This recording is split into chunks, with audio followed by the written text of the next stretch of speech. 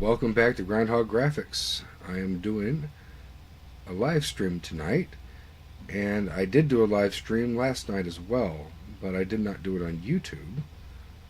I did it on TikTok, and I don't know. I think there must be a different group of people on TikTok. There was a number of people that came and watched it, but I didn't see a whole lot of interest, and I've had better results with YouTube, so here I am back on YouTube. I will go over a little bit of what we did, or what I did last night. So I've been playing around with writing assembly code in Turbo Macro Pro on the Commodore 64. I have tested it, then I moved it to a C assembler and ported it as like a C function. So bringing it basically into PROMAL. And so far what I've got done is I've got high-res bitmap mode to display on the screen, clear the video matrix, set the video bank, set the text bank, and I'm going to go ahead and I'll show you some of the source code here of what I have got. So I'll just show you what it does. Let me see here. Let's see. Let's go ahead and restart the machine and see if it clears memory out or changes it so we can actually see something different. Hopefully that does something to the actual RAM in Vice. So let's see. Load shell, comma, 9. Run sysdisk is a 9. And let's set gmode %. I always do a % when it's a file that I'm using to test functions, and that way if I come back and I want to change a function and I want to test it, I know the % one is the one I use to test certain functions. So set gmode %, and let's run it. This should set our graphics mode. There it is, and hit the enter key once and it should clear something. I don't remember if I cleared the bitmap and the video matrix at the same time or not, but we'll see. Okay, that was the video matrix because we can see I also set the colors for a red and yellow ketchup and mustard effect. Now if I hit enter again, I'm clearing the bitmap. But I'm not clearing the bitmap to zeros. I'm clearing it with decimal 170, which if you look it up in binary, it's 1010 1010. So it should give us a jail bar effect if I hit enter again. There we go. And now we've cleared the bitmap. Of course, we can always clear the bitmap with 0 as well. But the functions that I've made let you clear things with any byte value that you want. I like a little versatility in these routines. So hit enter again and we go back to text mode. There we go. So now let's take a look at the source code for this little demonstration I just showed you. Let's see. cd set gmode %.c.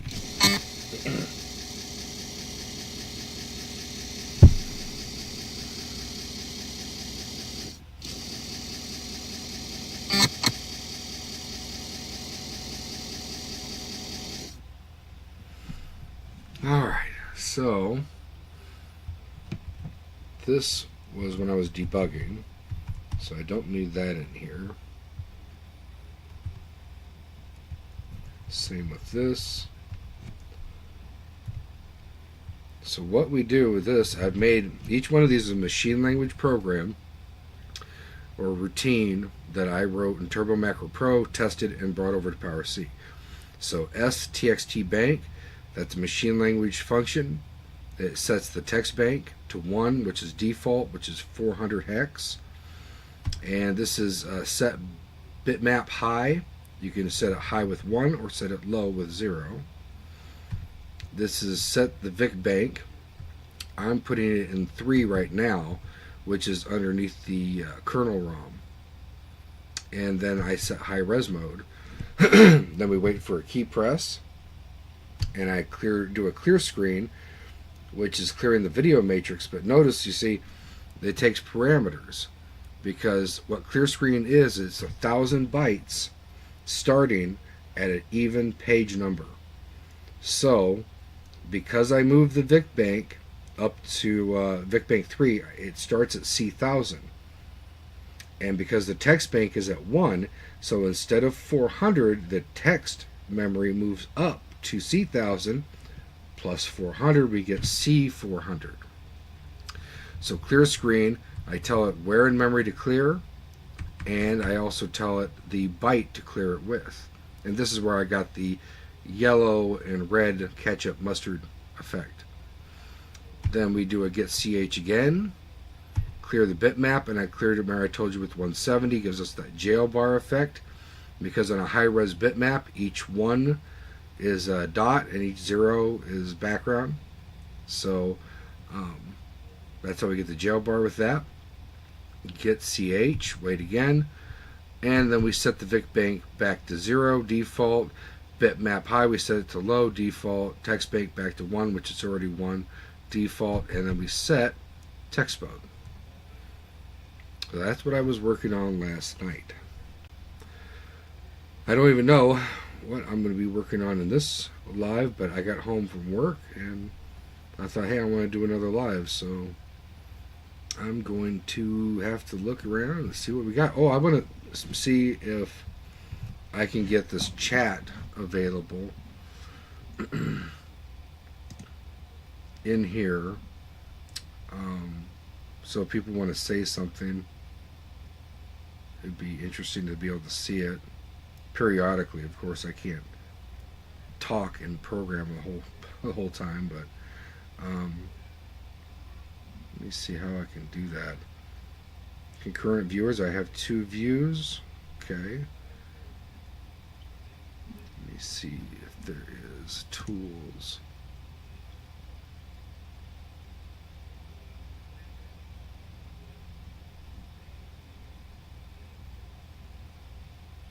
Chat. Chat opens, but it's blank.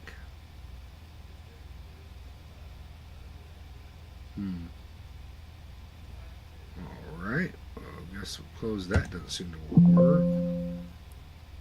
Show it again. Yeah, okay.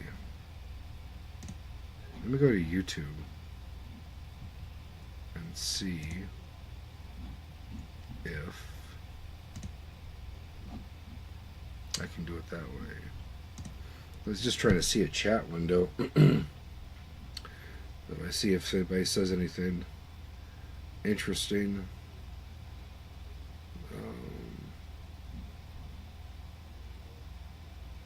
Watch later, your videos, your channel.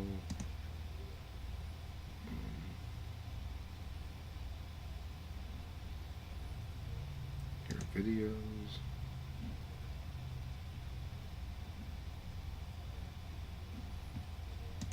Live. I have my current live stream right here.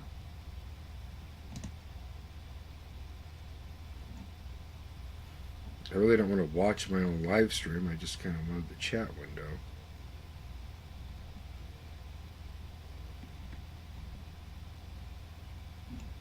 Video link.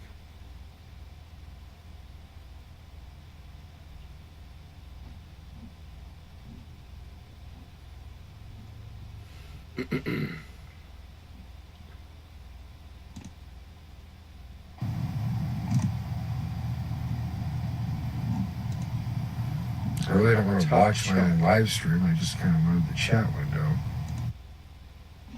Huh. What's this? Is this dockable? Dockable?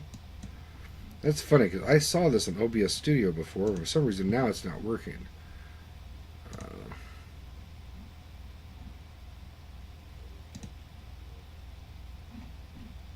Wait, now it's working. Psst.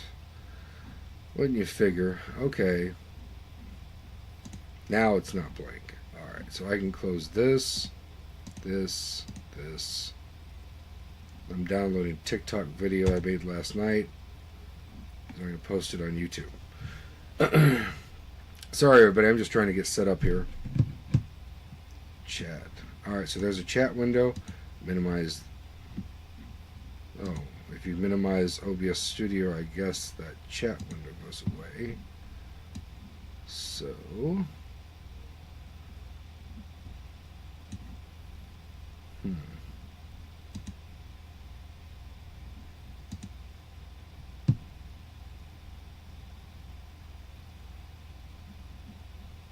top chat. Live chat.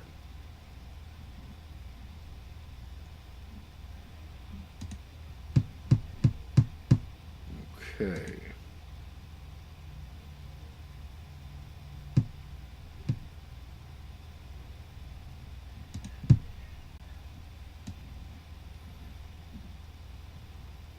It's too bad that if you minimize OBS, I don't know. Let me try to just expand. You know what? What we could do, I could just capture the window instead of my whole desktop. Let's see. Display capture. Vice. Okay. So then, at least I can move this around. I can move this right there. Okay. I can move this right here.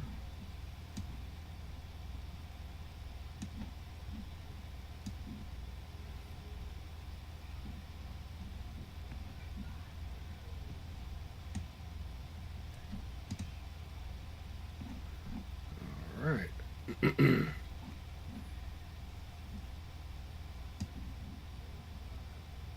Yeah. Okay. Let me see how it looks for you. Yep. That looks pretty good. I wish I didn't have the bar at the bottom, the white bar, but I have to maximize the view full screen to do that, to fix that. And then at that point I can't see chat. So alright. So I've got this figured out enough for now. Alright, so now I've got to figure out what I'm going to work on. Quit. And you guys can see the files too. Let's see. Directory asterisk.a.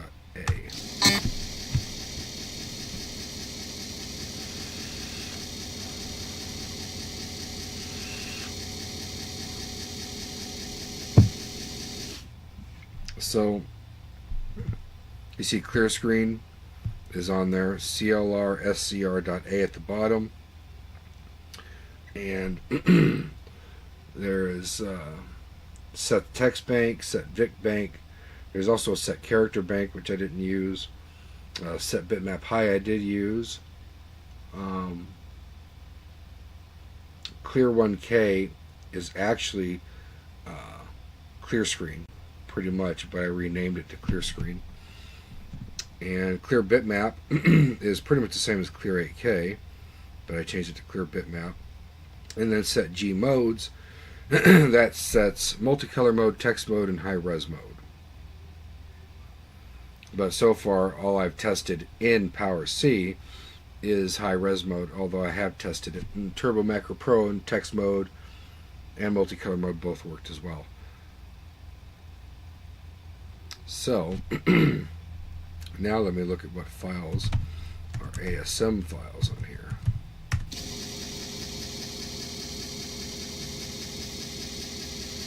What the difference is between ASM files? This is, by the way, you see the .a file show up? That's a little bug in my directory command that I wrote. So, but what was that? The ASM files are the assembly files that I wrote with Turbo Macro Pro. The .A files are the assembly files that are being ported to PRC. So that's how I differentiate between the two. Directory asterisk .asm, and we'll see if we can just pause output. Run stop. Well, we can run stop it. Let's see.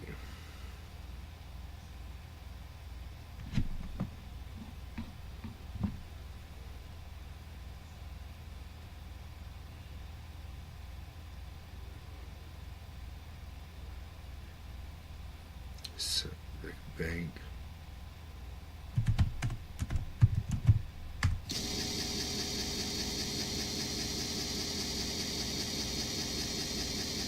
Clear color memory. Oh. Clear color memory would be a good one to port to PRC. Now these are low level commands for right now. These can be turned into higher level commands, but right now, since I'm writing routines in assembly, I'm trying to make them low level. They can then be put together to make higher level routines. So eventually, if you want to clear a bitmap, you just, call clear screen or clear bitmap or whatever, and it will clear it. But right now, I'm trying to give these things as much flexibility as possible. So what was I looking at here? Clear color memory. Let's go ed for the editor, CLR COLM .asm.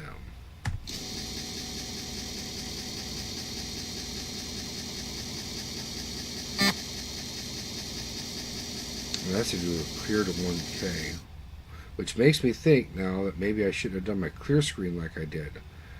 Oh wait a minute, I could just call clear screen from clear color memory, because it's 1,000 bytes as well. I could just define that. I don't even have to make that. I don't even have to make this. No, and color memory never changes location, so it's always going to be at D800. So all I have to do is define clear color memory and call my clear screen function and set the memory page and the byte value. So there it is. This is a function. I don't even need this function. This is good. Save space. Run stop. We will clear this out, and let's make a header file for my graphics commands. We'll call it G graphics groundhog graphics .h, and then we will define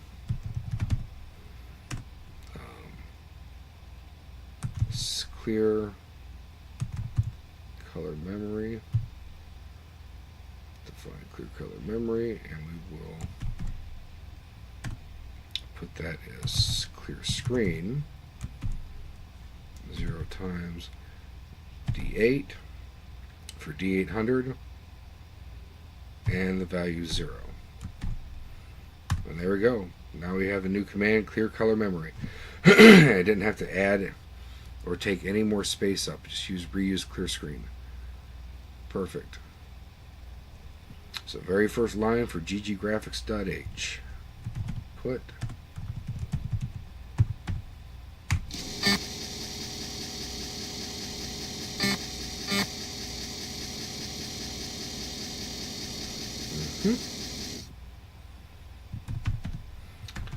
Alright, so now we fixed that pretty easy.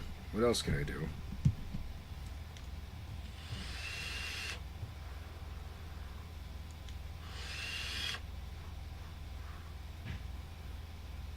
It would be handy. I don't know if it would be necessary. I don't know if it's necessary to be able to get bitmap memory. because it requires that you are currently in your bitmap. You change the settings, and it reads the values from the registers and converts those and tells you what memory location. Let's say if you set VicBank to 3 and you get VicBank memory, it's going to come back as C1000. So it will tell you that kind of stuff. But you know what? If you don't use it, this is an object file. If you don't use it, it doesn't get included in your program, so it doesn't matter.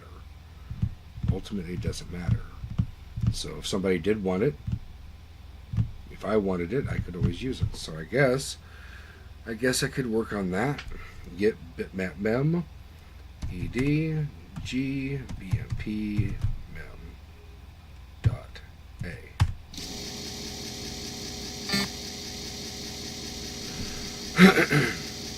Apparently I've already worked on this some, and it gets Vic memory first. Okay.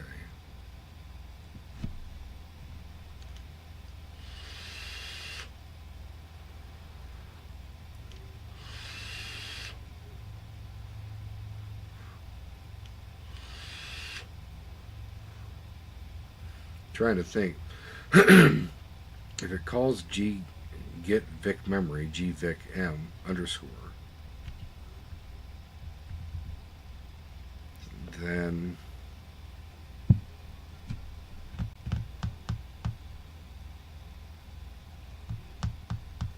that should be fine. The underscore means, and really I should change that, is the underscore means it is machine language only, and this is not designed for to be called as a function in PRC. But really I should just use $, like everything else, like cfunct init. Probably should use $. So for like g $g vic m underscore. But we'll get to that later.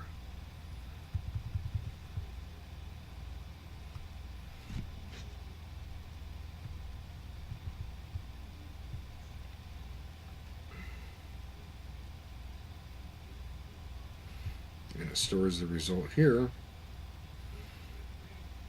and your parameters, so it gives the return value. So I'm guessing this one is good.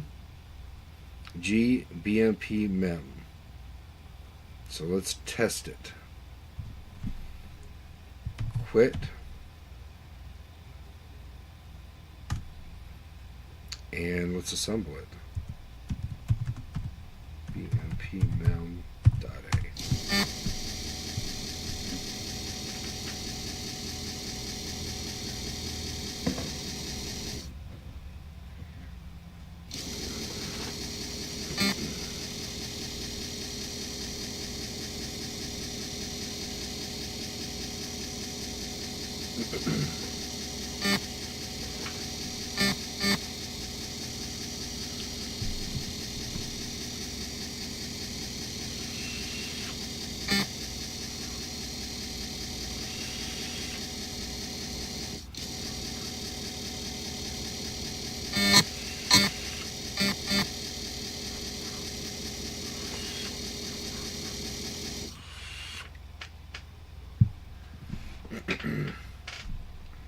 And let's go edit, or syntax edit,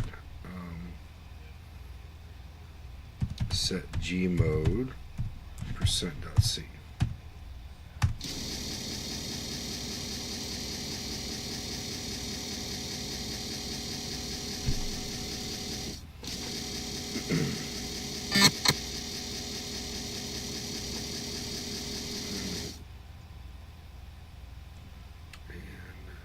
I already forgot the name of the function.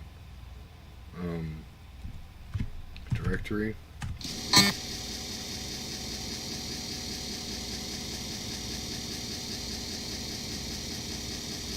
Oh, get bitmap mem. G BMP mem.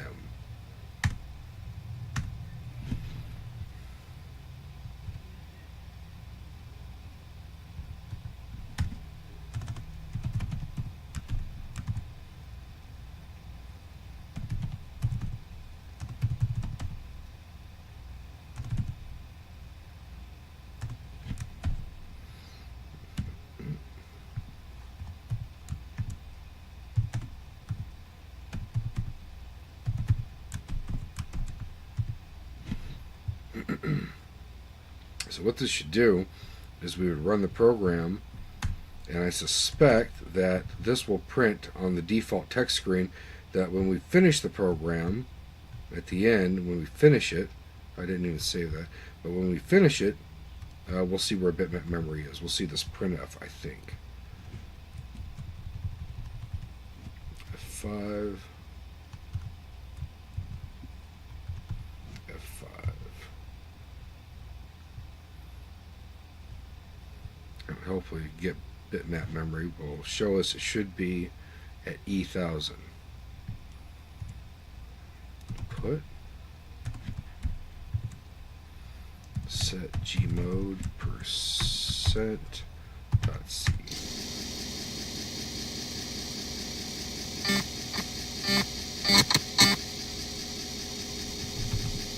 Quit.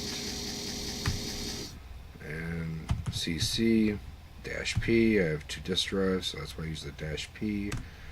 And we go set gmode percent dot C. Recompile it.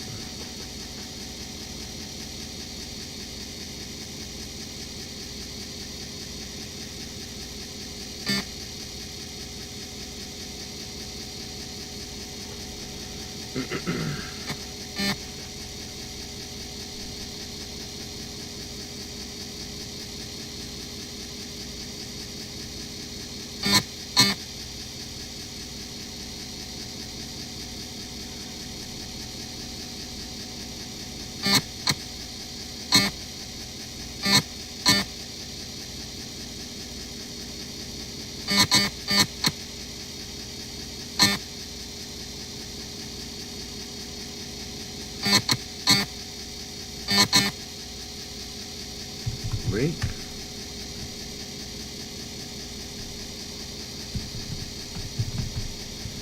Percent dot O. GBMP. God, don't tell me I already forgot that was GBMP mem dot O.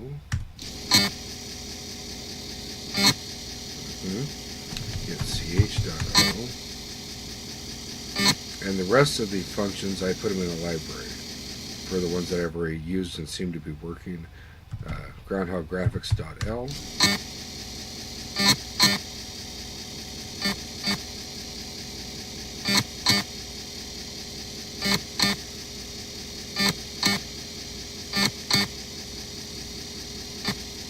And then we use the up arrow, which will link in all of the, here I'll show you, if I don't use it, if I hit this, it'll link in all these core routines that the your main Power C function will need. And it also links in printf that I used. And gvicmem, oh yeah, I need to link that. I wonder if I even assembled that. Let's see, gvicm dot O. I don't know if it's even assembled. I guess it is. Yeah. Okay. So then all I need to do now is the up arrow for the core routines.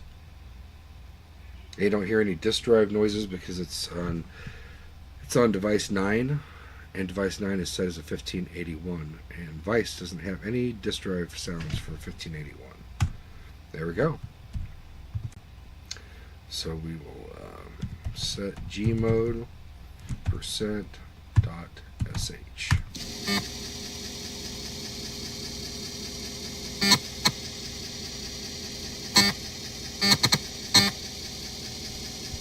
Set gmode percent. Got the screen, clear the video matrix. Or we already did that, so it's already the same. Clear bitmap.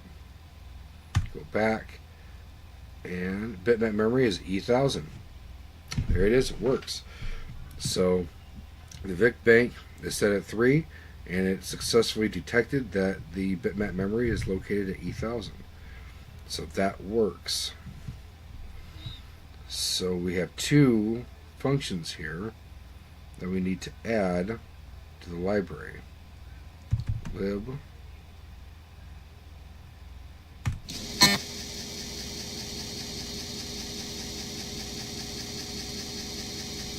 load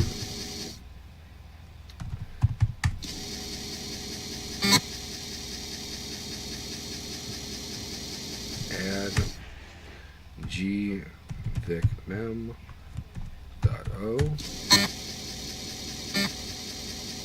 and get for the gbmpmem.o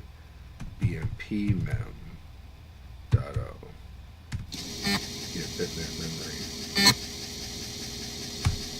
display, and there's all the functions that we have for our library so far.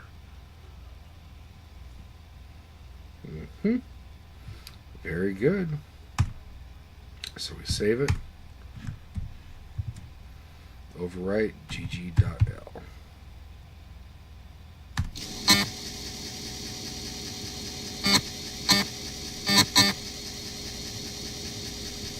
Quit, and let's see what else we need to work on.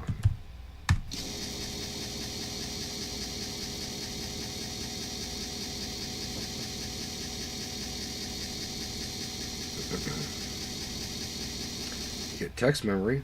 We could look at that. Let's do a L and G asterisk.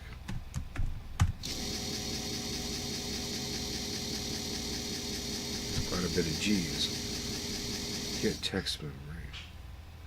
It looks like that is just the underscore version. There is a .o, but there is no function. Let's take a look at the A file and see what that looks like. This is some work I did on this a while ago. I don't remember what exactly I did with this. Vic m underscore dot A.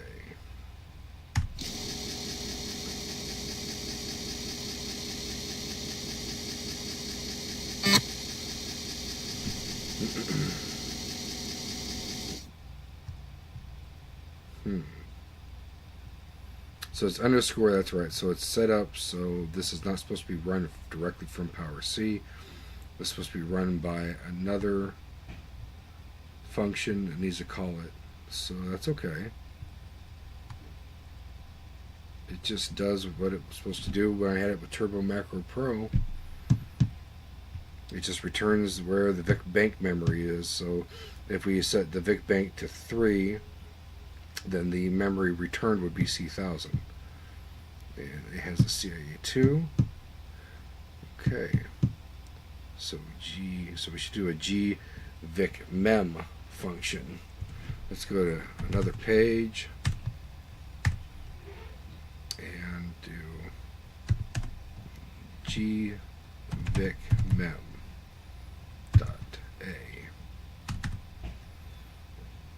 And we will do a dot reference for a C function in it. Dot define for gvicmem.a. No, not dot .a, gvicmem. And cparms will equal the tape buffer 033C. And then gvicmem will start here.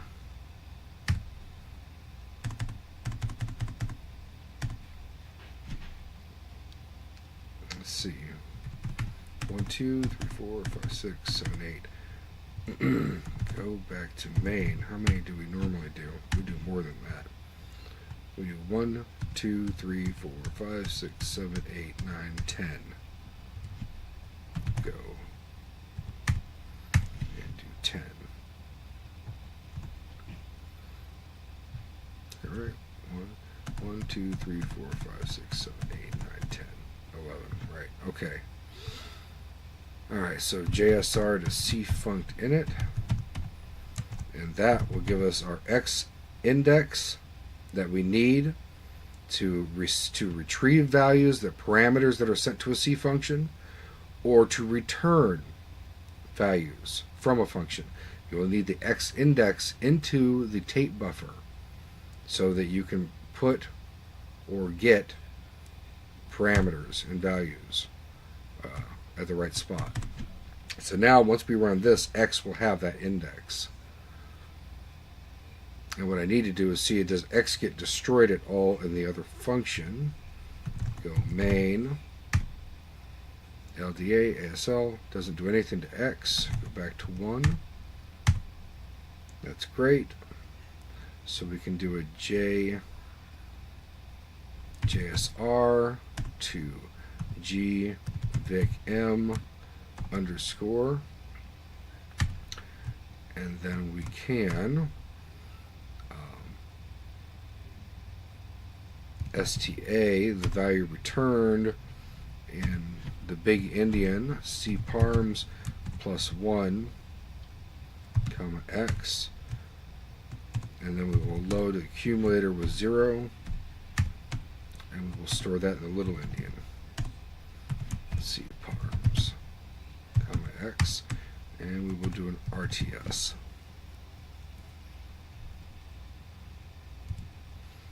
Back to main. It returns Vic base address page in A. That looks fine. Go back to 1. Write up some documentation. Oh, we got a comment here. Let me see how I can read all that. I started watching and I am fascinated. Thank you. Well, I'm glad to have you here. This is Power C on the Commodore 64, and probably not a lot of people are programming in this these days, but I do quite a bit because I enjoy it. So I thought I would go ahead and make it live, but I'm glad you're here, and I hope you enjoy. I'm just writing up some assembly language functions for Power C, so they're fast and compact.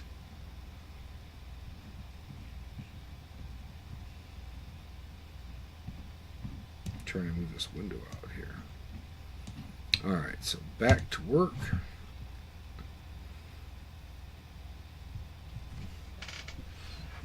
So we have cfunc in it, we get our X index, we get our Vic memory, we store it in C parms plus 1. Mind you, that is the tape buffer on the Commodore 64, and the X index will be at the point where we need to put it for the return value of this particular function. And then we, of course, since it's always an even page, we just load the accumulator with 0 and we clear out the little Indian and C parms, and we return. We should have our value. So this should give us Vic memory location, depending on what bank you choose to put your Vic memory at. So now I need to write up some information here. This will be the boring part, because I have to write up documentation so I know what I'm looking at when I come back to it, or somebody else wants to use it. Alright.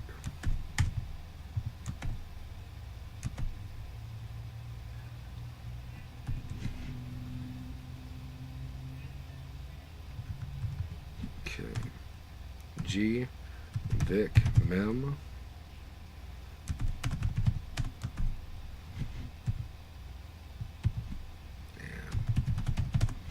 Returns an unsigned.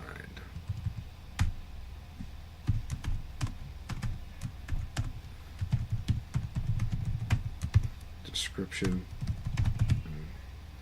Returns.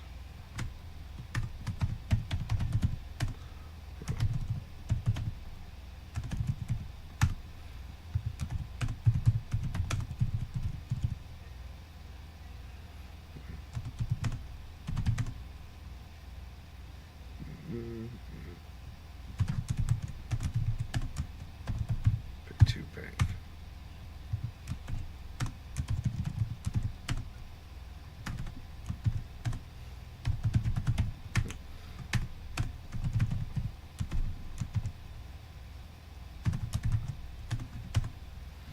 %U, %X,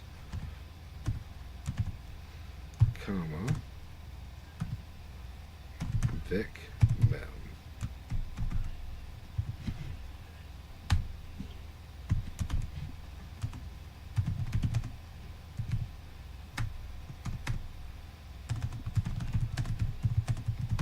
Print.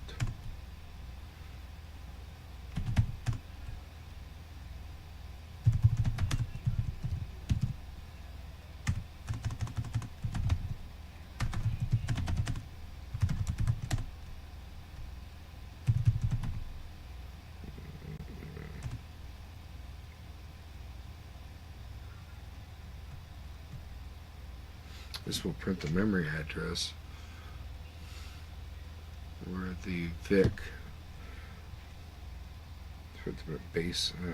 I like I'm rewriting the description. Let me just put output.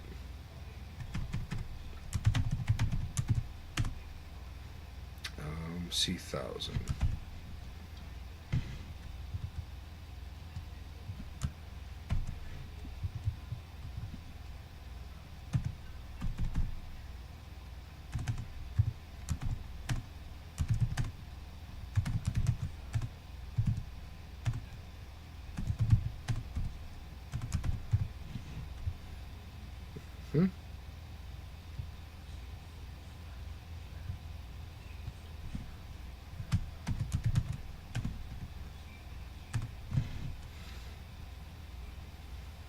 Okay. Here we go.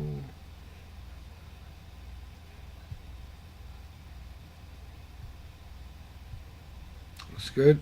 Let's save. gvicmem.a.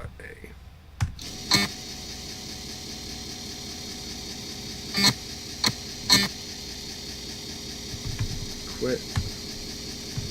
Compile. gvicmem.a.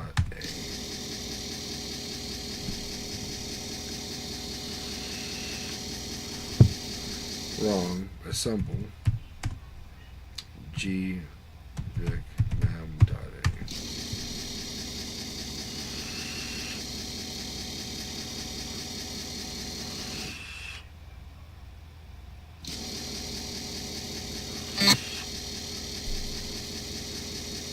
You know what I forgot to do? I forgot to put the reference in for this. Can we run stop?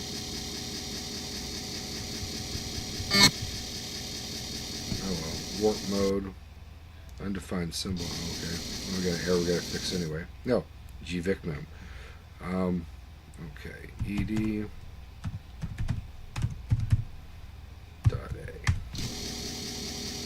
One thing I forgot to do.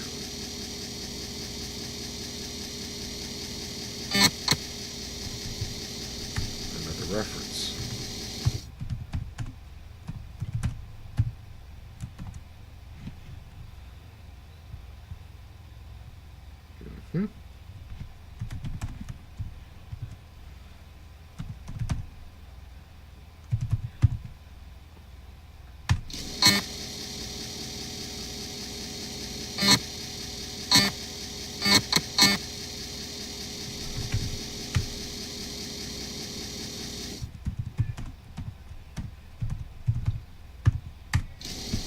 There we go. Now hopefully this should assemble into an object file, then we can test it and see if it works.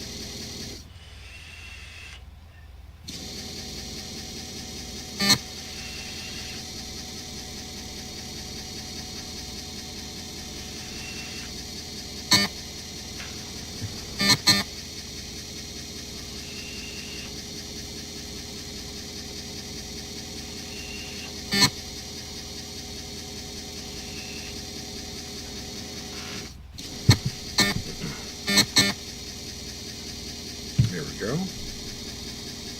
And we will edit our little test C file. Set gmode %.c.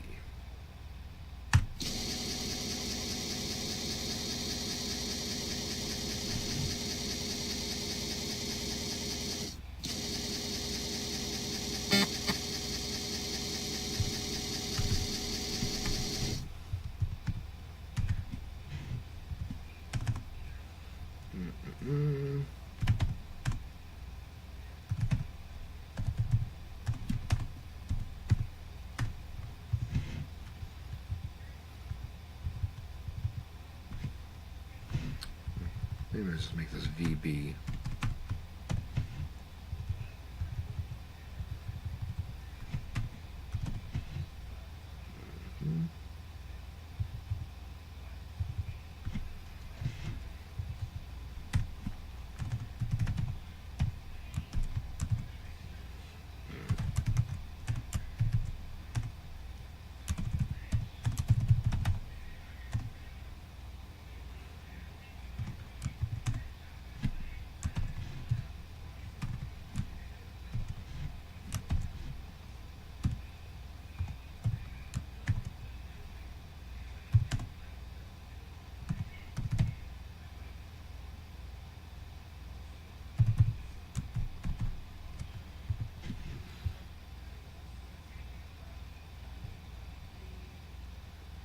Yeah, that should work.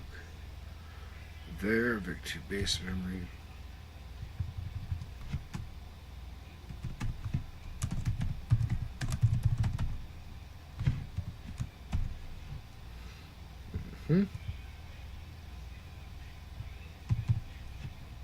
Okay, put this down, we'll compile it.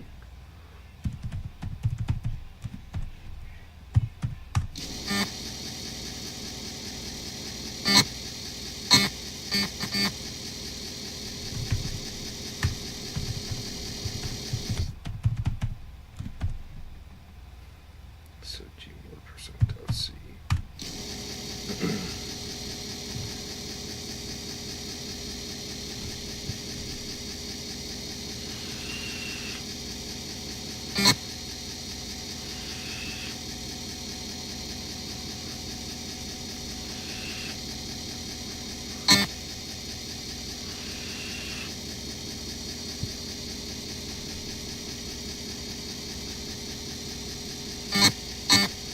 I put that variable in there, VB, because at the time I was thinking I was doing printf and also mention what bank the VIC was in.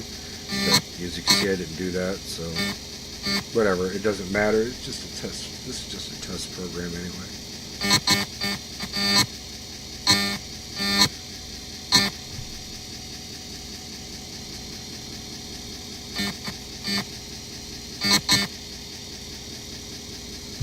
Link it.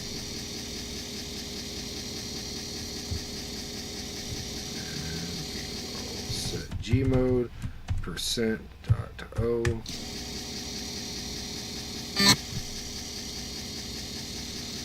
Get ch.o.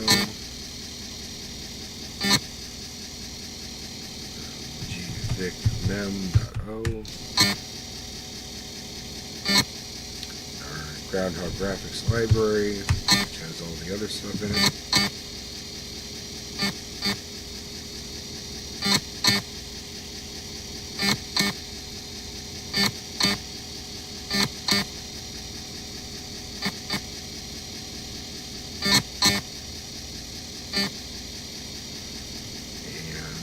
Up arrow that has to be done at the end of every C program to link in the basic base functions that the program requires to run, and then that's it. We got it. So set gmod %.sh. All executables in PROMAL under the shell have to end with a .sh. When you execute them, you don't put the sh. It's like an exe file. So set gmod %, and we'll see the graphics screen.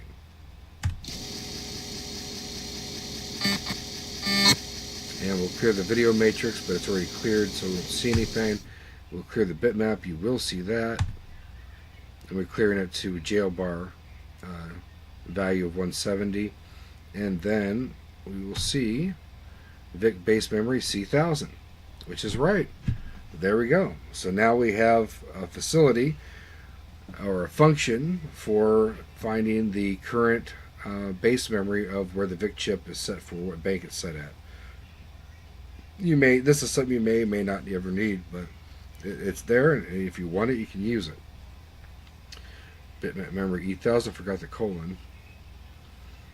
So, but okay, whatever. That's good. Very good.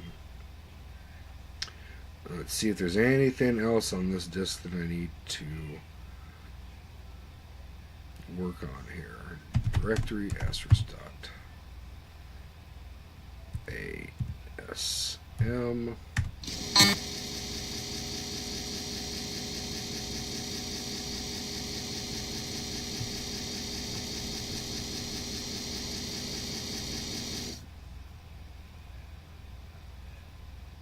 Graphics.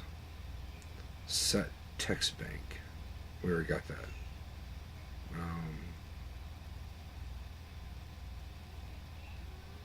Got all that. So we're down to set bitmap high. Directory asterisk.asm. And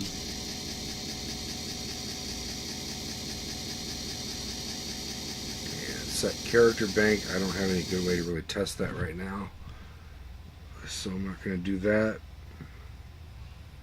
Clear 1K, get text memory. Yeah, I could do that one. Get text memory would be the same as what we did with like getting the Vic memory. So we will gvic m underscore dot a and see what I did with that. It has been a minute since I've worked on this.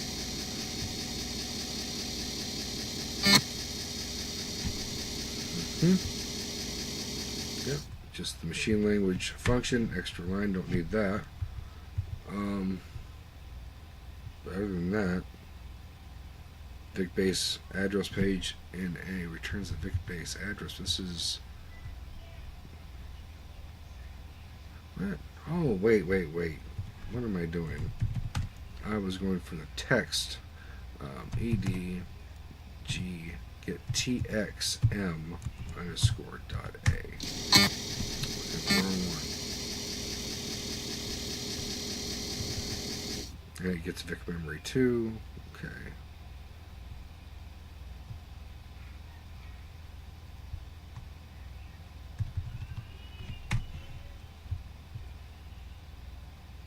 Very good. So now we will make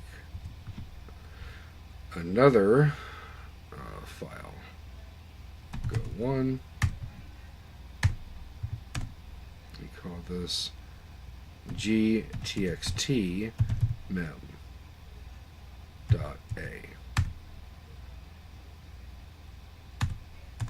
And we'll do dot reference to cfunct init.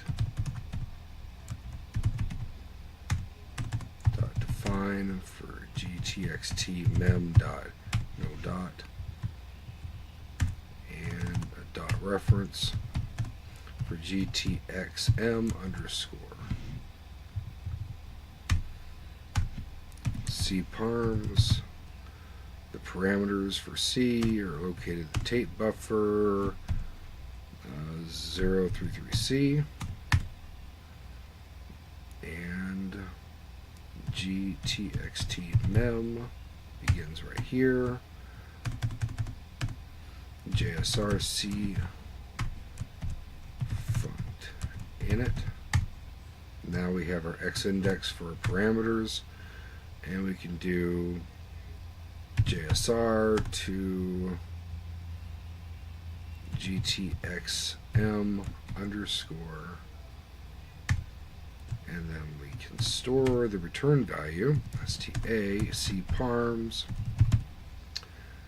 +1 for the big Indian, X, LDA 0, sta cparms to clear out the little Indian. It's always an even page number. sta cparms, X, RTS. A little bit of documentation.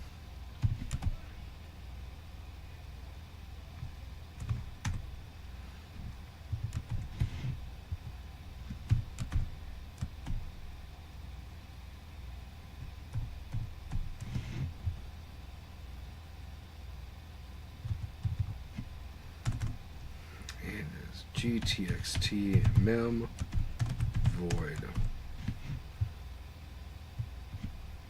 unsigned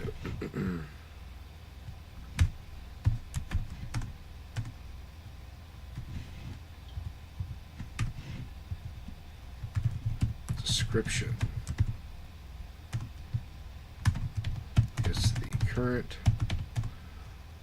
location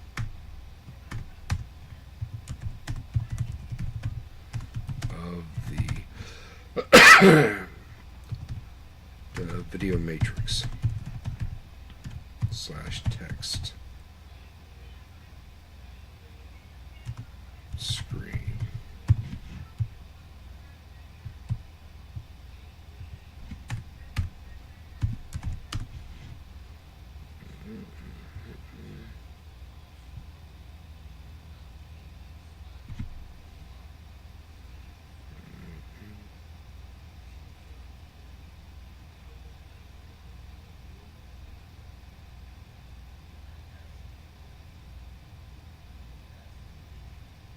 Current location is the current memory location.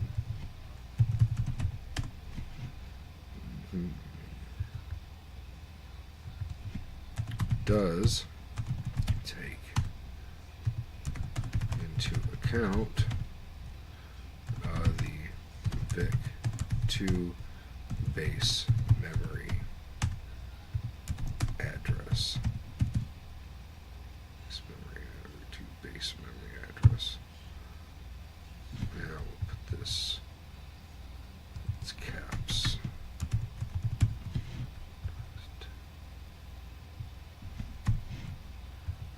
Where this one?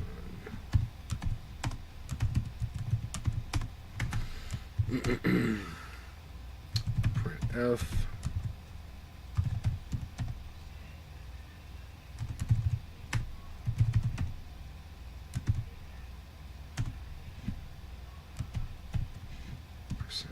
X, comma, G, TXT, mem.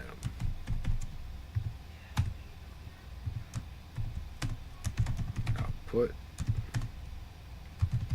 text memory, $,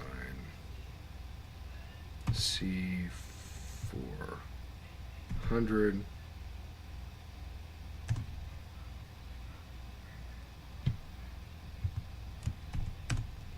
if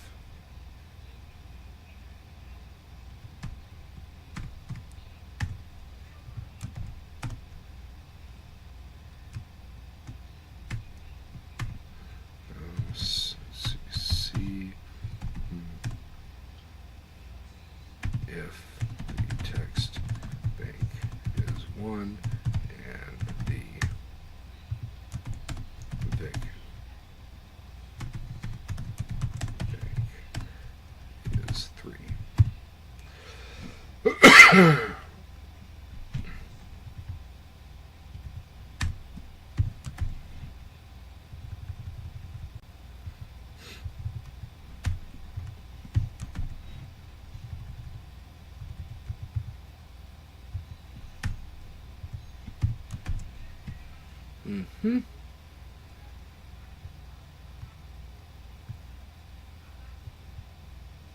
And we'll save this.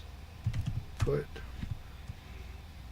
gtxt mem.a. And we'll assemble it and we'll test this. And we can quit.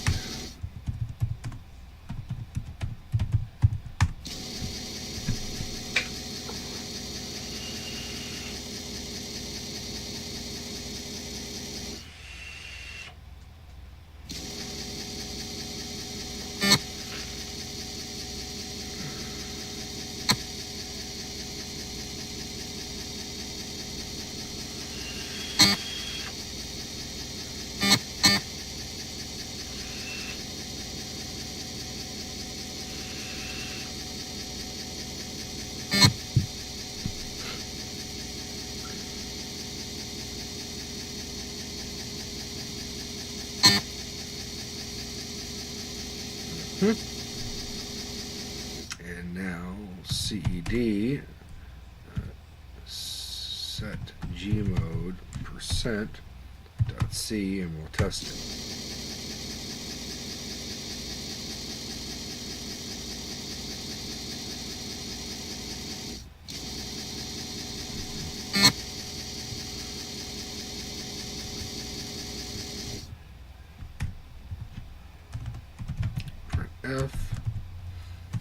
video matrix,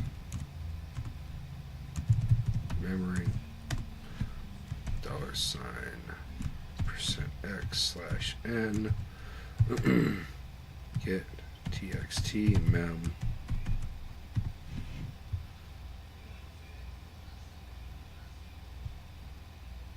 And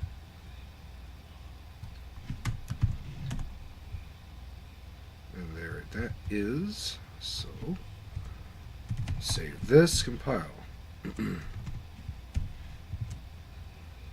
Set gmode %.c.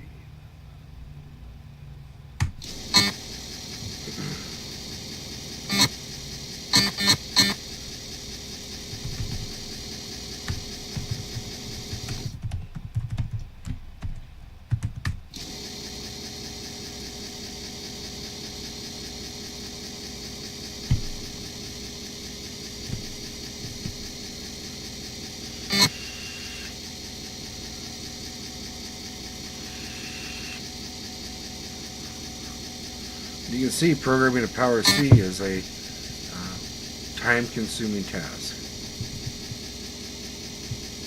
Definitely teaches you patience.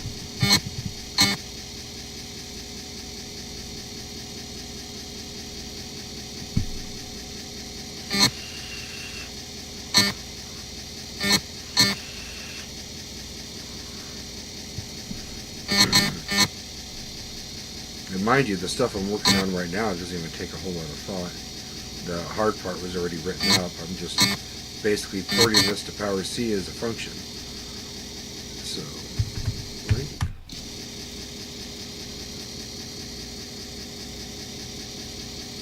Set gmode %.o.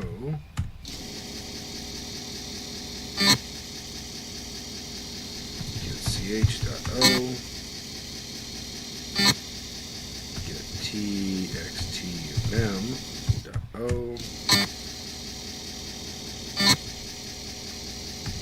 Anything else I forgot? Oh yeah, gg.l.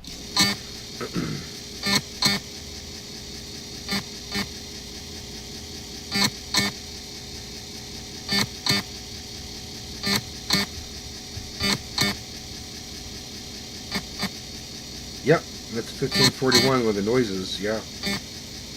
Unfortunately, Vice does not have any noises for the 1581 drive that is currently on my device 9 right now. So when I link this up arrow, which links in the core functions for the main program, you'll hear nothing, because that's actually coming from the device 9, which is a 1581. Which is, I like to keep the setup sort of like what I have as my real computer, because I have my 1581 drive in my living room. I have a 1541 hooked up to it. So I try to keep it somewhat similar to my setup, my real setup. Except the fact that when I compile, I guess I should compile in warp mode because I have a super CPU. And my real setup, it makes it a lot faster. But that's okay. I got patience. I don't mind taking the time to do this. I enjoy the old programming, and I don't mind waiting. gtxm.o.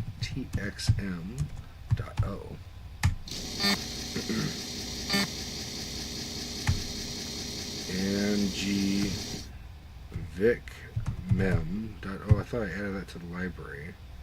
Maybe I didn't. .o. There it is. I'll have to add that to the library. Set gmode %.sh.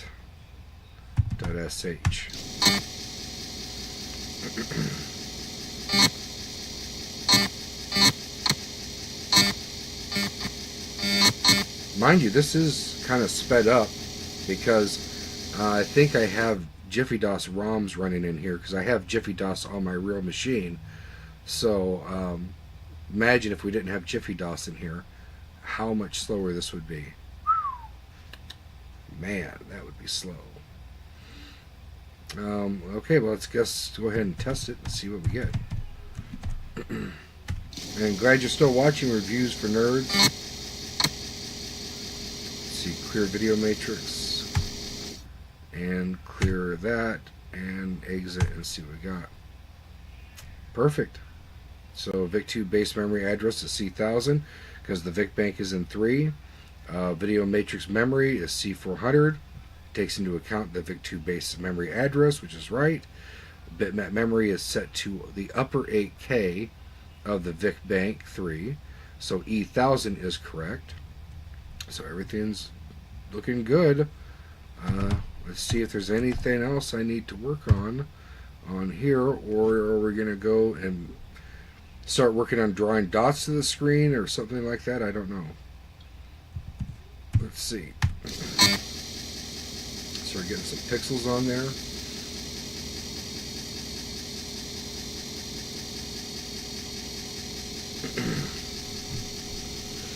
So we just did GTXM. Get VIC memory, we already did that. Character bank, I can't really test it right now. Although I do want to get to that because I really would like to have custom character set. That would be pretty amazing, especially doing some effects with the custom character set. I've never done it, so maybe one of these lives I'll be researching how to do that. So let's see here. Set character bank, set VIC bank, text bank, all done. Split screen does work.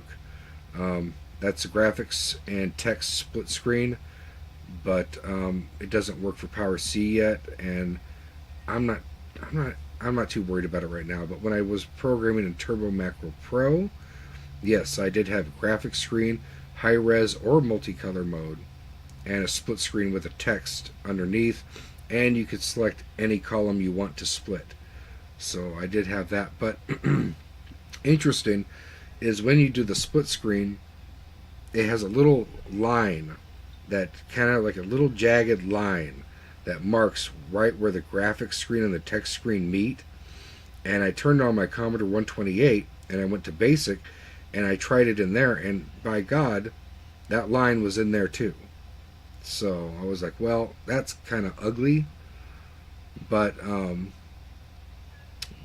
yeah, the functionality is the same even on the Commodore 128, so I don't know if there's really any way to fix that.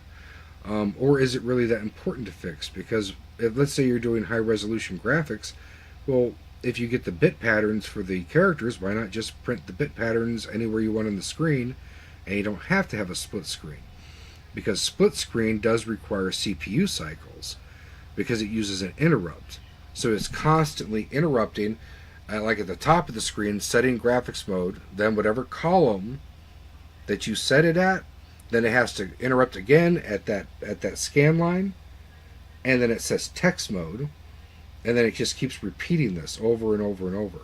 So it kind of takes up CPU cycles, and I'm not really sure what you're gaining out of it too much. Now, if you're in multicolor mode, your resolution is dropped to 160 by 200. Then if you use the bit patterns, it's going to look really ugly, the text.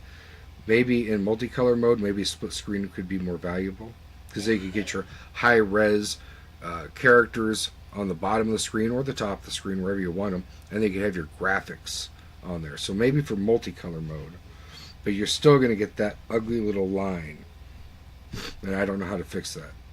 So let's see here. I think we're done with this. So now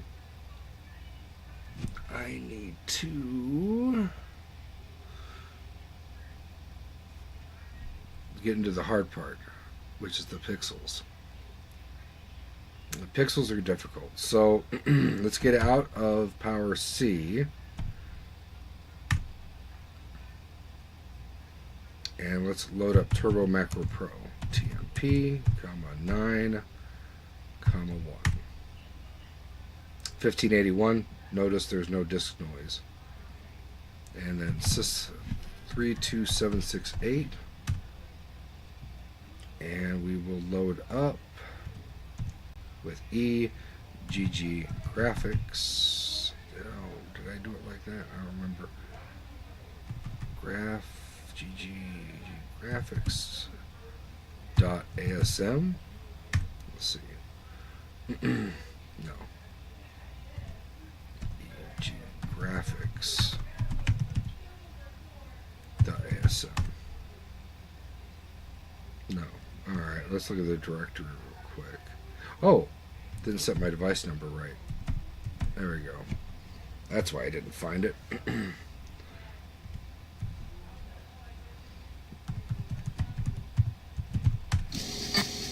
There we go. So now it's loading up. I wrote this graphics package entirely in assembly, and then I realized it was just huge, and I wanted to break it down and make it simpler. So I've been taking my functions that I wrote in this file, pulling them out and creating smaller little assembly files, source files, and then porting those into C. Because I started getting too deep in this, and I was afraid it was going to get confusing, and I didn't want to get to the point where I didn't even understand my own code, which happens to me a lot, because you start trying to factor in and structure everything before you're completely done writing everything, and that structure just becomes a mess. And that has happened to me multiple times, and I'm trying desperately to avoid doing that again. Trying to make everything work independently of everything else, mostly, and trying to just keep out my ideas of what would be a good structure. Keep that out right now and just build the base graphics package. So there are graphics packages already available for PowerC, written years ago. One of them is written though in PowerC, so you can imagine it's pretty huge. It's also somewhat slow, but it's neat. It's good. The guy put all kinds of neat little features in it. But yeah, it's pretty big and slow. I'd rather have it in machine language. There's another graphics package. I'm not sure if it was written in assembly. It may have been, but I think it only deals with high-res mode. I don't think it does multicolor mode. I'd like to have something that you can choose any mode. Would be nice. So let's go to the top and see what we've got here.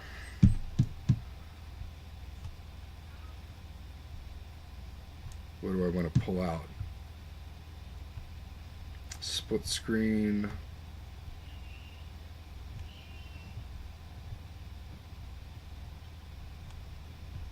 I wonder what this does right now. Let me execute this and just see if it does a split screen. Yeah, it does a split screen. And you see the line? Right there. That's the line I'm talking about. And that line is also on the Commodore 128. I also have a pixel on the top left. If I hit enter, that ends the program. And you see another pixel, a white pixel at the top towards the middle right. So, oh, that line is still there, and it's still jittering because that interrupt is still operating, even though we've exited the program. That interrupt is still running. But if we go back into Turbo Macro Pro, I think it'll kill that interrupt. 320. 320. Yeah, and that interrupt is now done, and we're back in text mode. Multicolor set pixel. So that was multicolor mode. Obviously, because we had two different color pixels.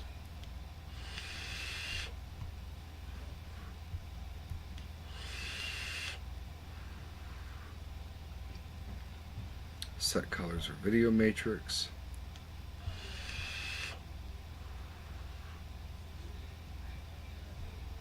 What was this?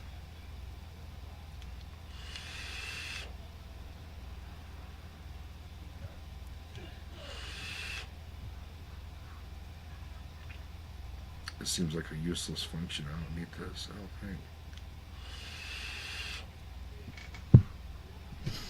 think. Here we don't need this. And this is high-res pixel on routine. And this is what will set a pixel for high-resolution mode. There's also several others. There's high-resolution mode pixel off. And then if we go down, there's H3 pixel on, which means it shuts off the kernel, and then it writes the pixel, and then it turns the kernel back on. That's when you're using bank 3. That's what you have to do with bank 3. It makes graphics slower, but it does hide all that RAM. That 8,000 bytes of space hides it under the kernel ROM, so you don't take up that 8K out of your regular working RAM. So you're going to pay for it though in speed if you're working with pixels, because to write a pixel to the screen, you have to read the pixel data first, modify it, and write it back. And you cannot read a byte under the kernel ROM as long as the kernel ROM is active. Therefore, the kernel ROM has to be shut off. You read the byte, turn the kernel ROM on, and modify the byte and write it back in order to set a single pixel. So that has its own routine for that, which at some point shuts off the kernel ROM and turns it back on. And then we have pixel H3 pixel off, turns it off, sets the pixel to 0. And then we have multicolor pixel, which obviously I do have that working to some extent, but I think I had a problem getting the colors right, so I don't think that works 100%. I think that's where I stopped writing code in this one giant file and started breaking things down into simpler routines. So, high-res mode pixels. And we should just pull out all of this. HPX off, HPX on. Okay, right here.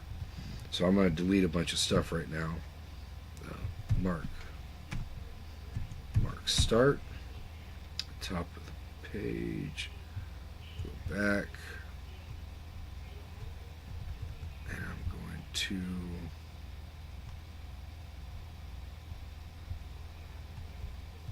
right here. Nope, I'm not going to do it there. I might need to reference some of this stuff right here. I don't need this. Mark start. Oh, did I do a mark end? I didn't do a mark end on it. Oh, here it is.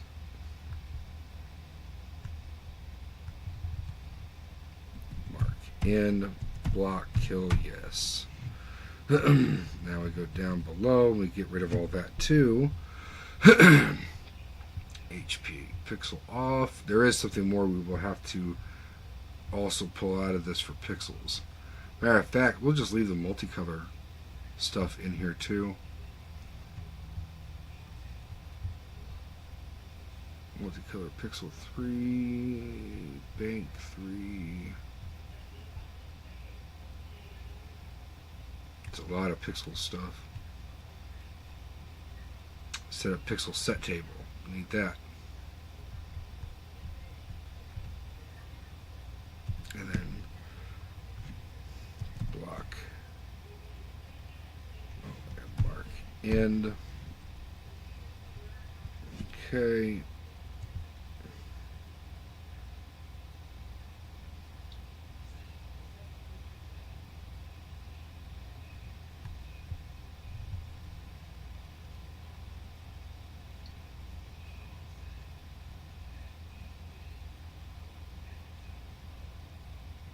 I screwed up.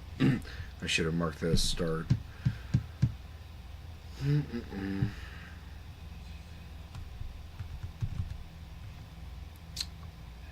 Mark start. Then we start deleting all of this.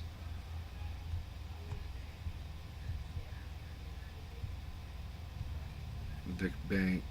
Yeah.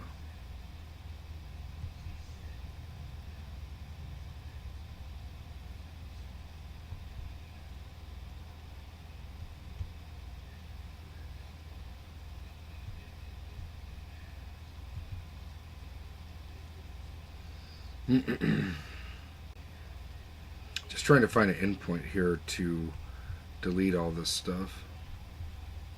Clear bitmap, yeah, get rid of that. Ah, wait. We need this. This is the dot masks that we need.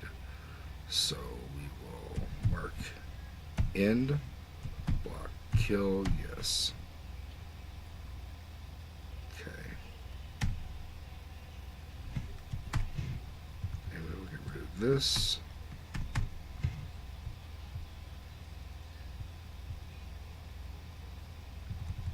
And this.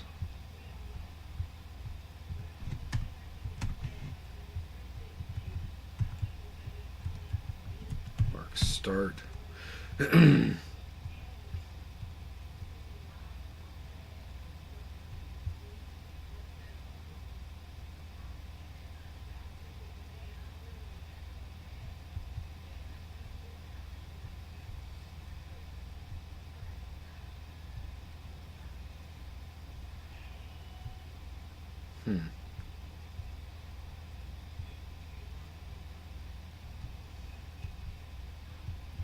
Bank character RAM. I think that's it. Mark in, block, kill, yes. So that should leave us mostly with just pixel functions or pixel routines and some possible reference material at the top for variables and things. A lot of that can be deleted though too. F3, and we will name this. That's another problem too. Why I have to delete all of this stuff is because this source file is so big that it will not load the entire source file in the PROMAL editor. What's this? Thank you so very much. Dinner is ready, so I have to run. Sub to the channel. Cheers. Awesome. Great. Glad to have you. Go enjoy your dinner. By the time you're done, I'll probably still be here working on it. So, let's see here. Pixels. Yeah, pixels. Dot A. Alright, so we will write this as pixels dot A.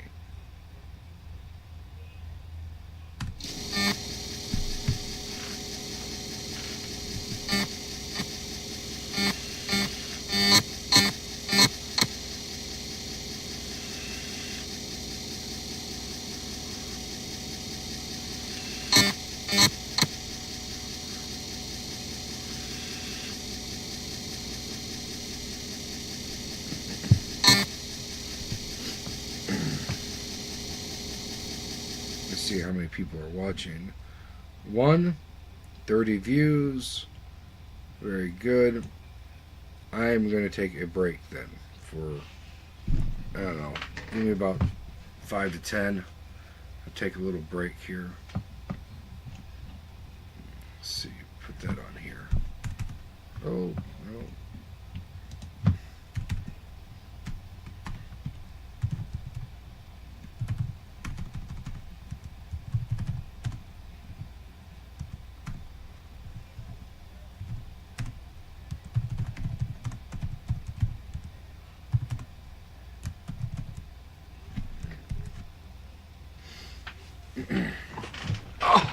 Oh, yeah, I need to get up. Whew, sitting there too long, getting stiff. Alright, I'll be right back.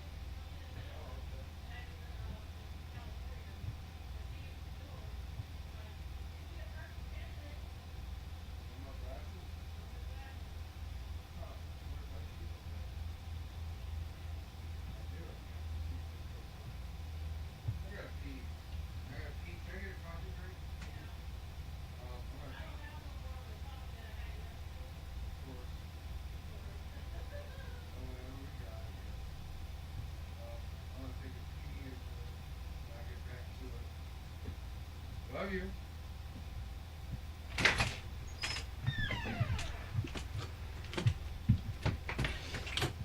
Almost back.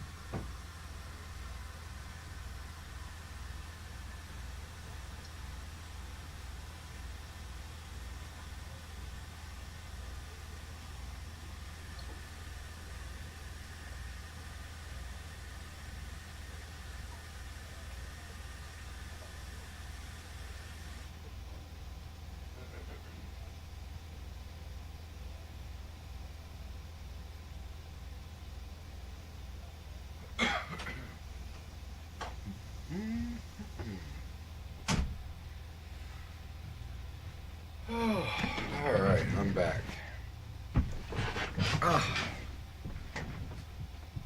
So, I was out taking a break, eating ice cream, and I thought, you know what? When we go to do these edits right now on this file, I am going to... I've written too much code here. Now let me show you what I mean. Well, obviously that. But if we go down to where the pixels are, I've written all these different pixel functions for on and off, but I've also done it for bank 3 on and off. These are basically copies of each other, except this one turns off the kernel ROM and then turns it back on when it's done. Now, this will be very fast in the fact that it probably just turns the kernel ROM off while it reads the dot data, the pixel data under the kernel ROM. And then it probably immediately turns it right back on. So that makes it very, very fast. But does it need to be that fast? I was thinking, rather than having all these different functions, just having a function that if the kernel ROM is on, if the VIC memory is under the kernel ROM, have it turn off the kernel ROM, then call the regular function for drawing a pixel, and then when it returns from that, then just turning the kernel ROM back on. So that way you don't have all these multiple pixel subroutines. But that will take a little longer because it will process all the code for turning a pixel on and off before it turns interrupts back on. So because it will turn off the interrupts and turn off the kernel ROM. So it has to do both of those. So that could definitely cause a problem if we're doing split screen graphics. But maybe you can't do split screen graphics while you're in bank 3. You know, this way it is. We'll see. We'll see what it does. Hell, I have no idea how much of an impact that would be. But I don't like having all of these extra functions. I don't even like having a pixel on and a separate pixel off. But apparently when I wrote this a couple of months ago, I felt I needed it. But we'll see.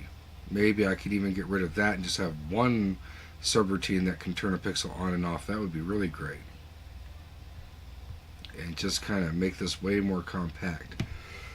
Anywho, let's go ahead and write this out. I don't know if I remember if I saved this or not. So write pixels.a. If it says it's already there, that's fine. That file exists, great. Let's do one. Sometimes this works. This probably won't work. It's just trying to load the shell after exiting Turbo Macro Pro. Usually it doesn't work. No, it's not working. Reset the machine. Oh, you don't have to announce it. No, he was on. Yeah, I'm on. Shell, comma 9. Run. Sys is 9. And we will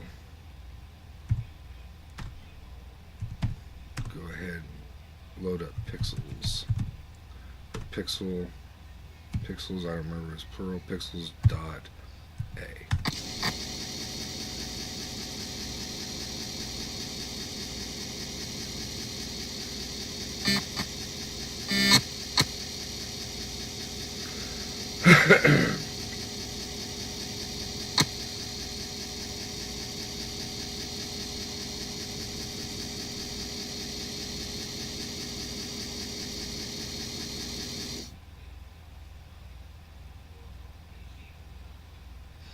You know,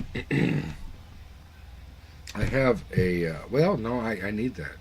I was thinking that it'd be nice just to have a pre-made table for the pixels, because the pixels, in order to make them work with any kind of reasonable speed, you need to have some kind of reference table so they can reference the positions to find the place in memory. And I'd be like, oh, it'd be great if I had a table already ready to go. But since this is a generic graphics library, it really needs to make the table depending on what Vic Bank you've decided to choose. Stuff like that. So it really can't make a static table. It needs to be a dynamically created table. So I have that going already on here, so that's good. At least for high-res graphics. Although I did do a table as well for the multicolor mode, so maybe that does work too. Multicolor mode is kind of where I stopped with the pixels. That's kind of where I stopped on this. But I did see some pixels on the screen earlier when we tested it. So maybe the table works for that. I don't know. We'll find out.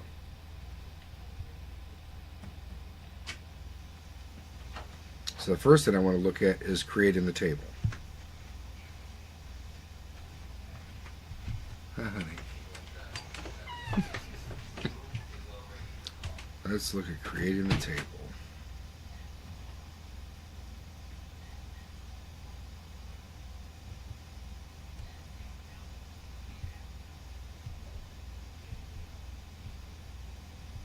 Multicolor pixels.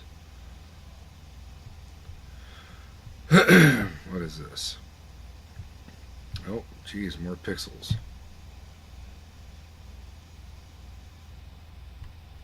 Here we go. Set up pixel set table. Let's see what this does again. Pixel resolution low, pixel resolution high. That's not resolution, is it? That's the table address, I think.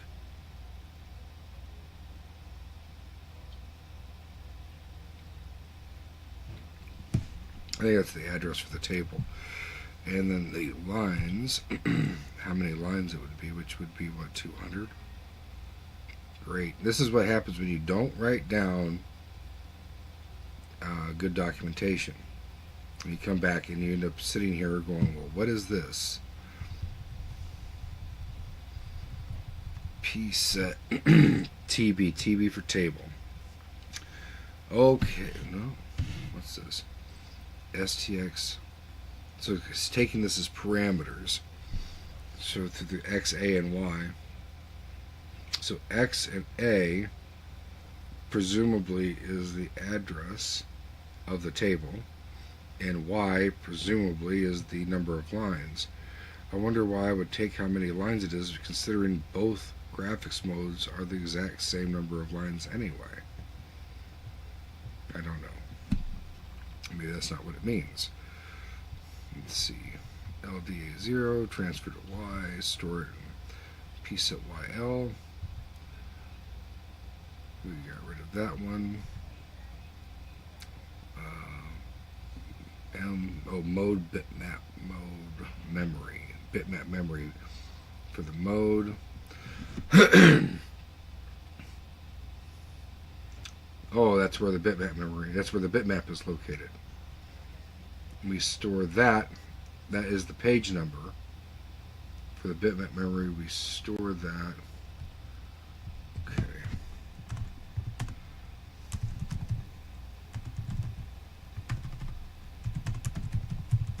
Page of bitmap.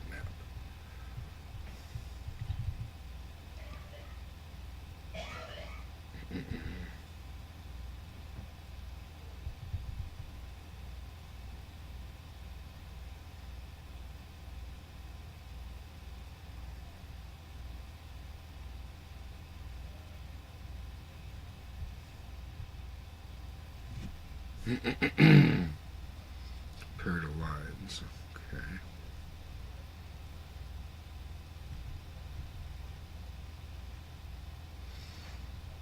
This may be so difficult to figure out. It may be better just to rewrite it.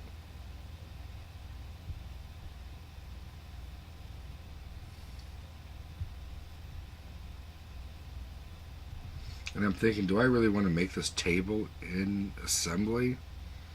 I might make this table in C.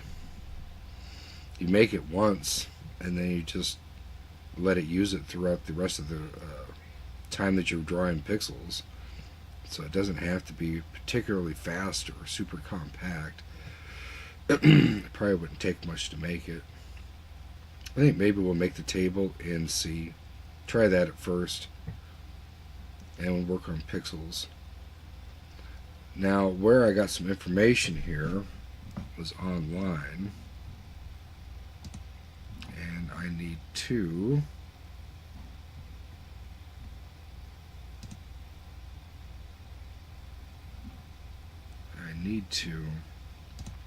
go back and reread this information. Let's see. Codebase 64 is where I believe I was.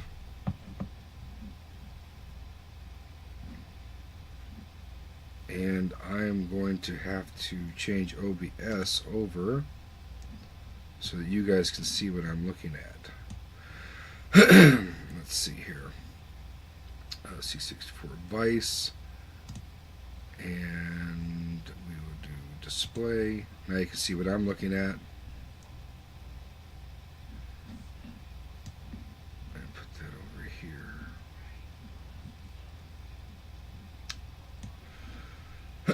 Let's see, Codebase 64.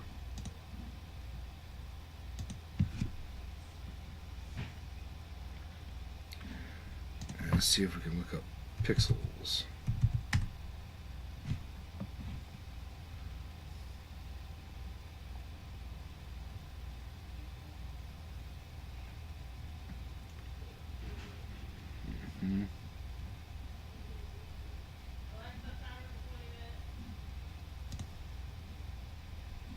Plotting pixels in high-res bitmap.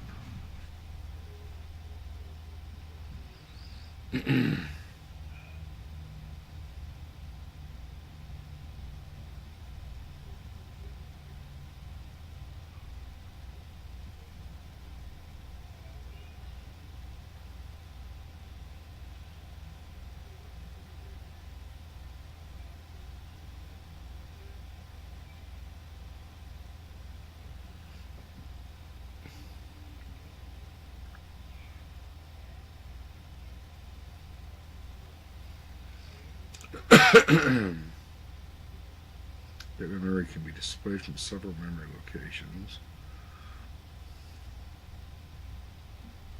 Mm-hmm.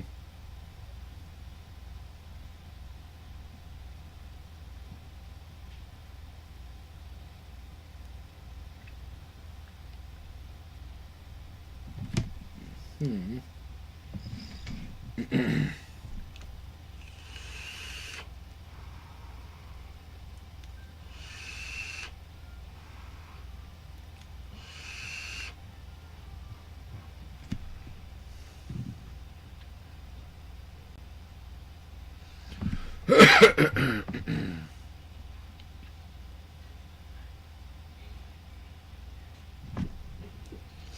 First, the 8 first horizontal pixels in the top left corner are represented by the byte 2000, which is our beginning of our bitmap.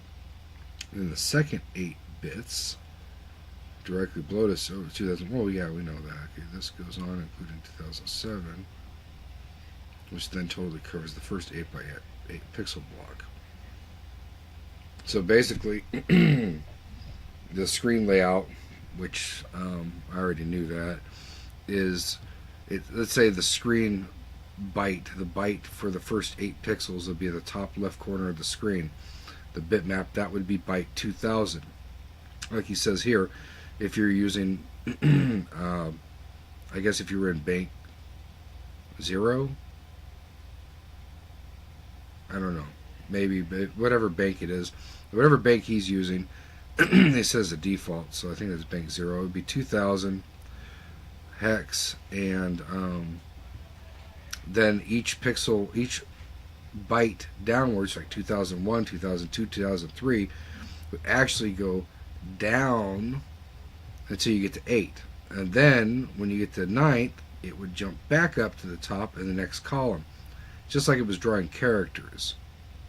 So then it would be, 2008, 2009, 10, 11, 12, 13, 14, 15, 16, and then 17, 18, 19, and it keeps going columns. So that's what makes it very difficult to plot pixels on this, because if we don't have a very easy screen layout, we're going to just go, oh, X, draw to X2, Y3. Can't do it that easy. You have to account for all this setup as it really is set up as a text screen. So it's set up in columns and rows, and you have to kind of decipher that to get to the point where you can actually write, X3, Y2. So that's what we're working on right now, is making a table to convert a pixel position like an X2, Y3 into the actual memory location, which will be drastically different because it works in columns like text. So that's why you have to have this conversion table, if that makes any sense at all. So anyway, 2008 begins at the 9th pixel at the top line, where it represents another 8 horizontal pixels.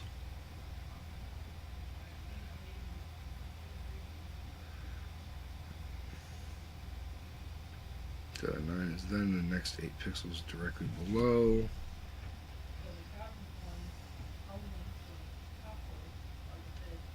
A 256 pixel wide plotter. As you can see, the format is not entirely straightforward and will require table usage as deriving the memory. Manually plotting a pixel. The correct way to set a pixel on the screen. LDA and STA. Good, that was easy. We made one assumption though, that was none of the other 7 pixels would be set.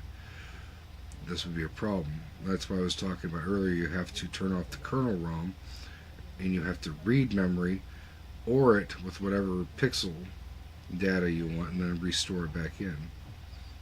So like they want to set right here the pixel 1. They want to set the first pixel, which is the most significant digit here.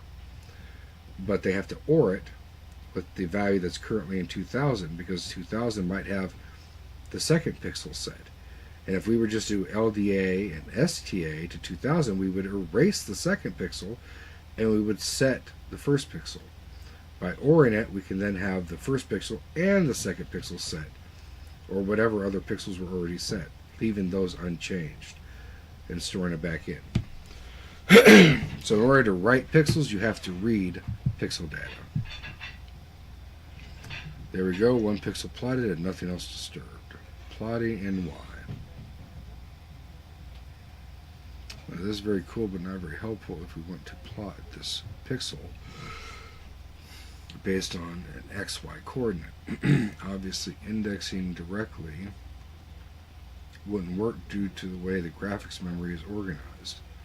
So we need to pre-calculate possible starting points into the tables and use indexing to get the correct memory pointer set up.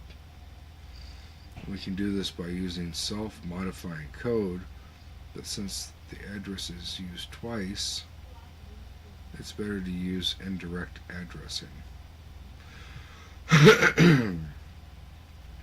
So let's create a table containing addresses for 200 lines.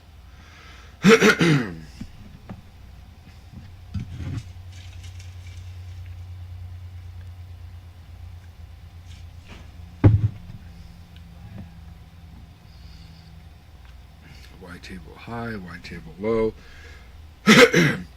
So this would be the high byte of the memory address, and it has its own table. And this would be the low byte of the memory address, which also has its own table. They separate the tables because we can only do 1 byte at a time, but we need to work with 16-bit memory addresses. So we split it and then use the index, the same index for the high side and the low side, and you can get the memory address that way. So low is 00, high is 2000. Okay. Line 1. And then for line 9, it's 2140. He's not doing each and every line though, which is what I want to do.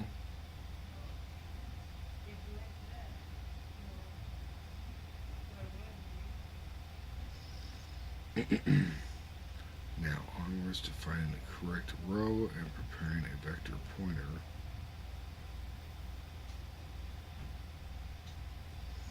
LDY, Y position. LDA, Y table high, comma Y. STA, FC and 0 page. FC, FB, and FC, LDA, Y table low. FB, so now he has his address. There we go. FC, FB. Now points towards the memory position indicated by Y position. To use indirect addressing to actually plot a pixel, we would do something like this.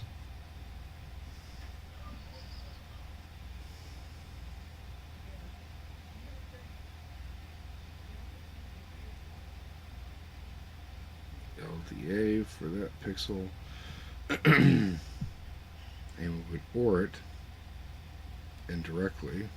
Indirect post index with Y. We would OR it with FB and then store it again.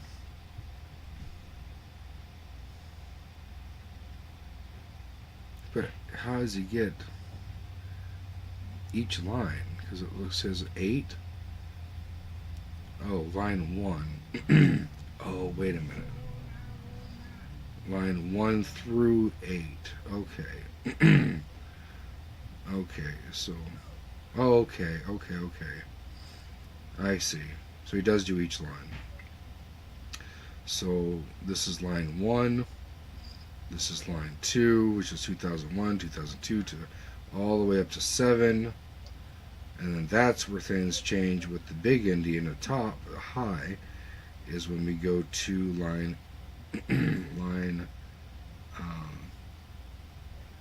8. Right? Yeah. Line 8, yeah. So, as we have 1, 2, 3, 4, 5, 6, 7, 8.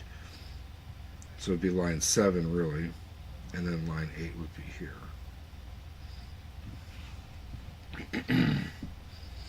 And that would be another memory location significantly different, which you can see up here is 21.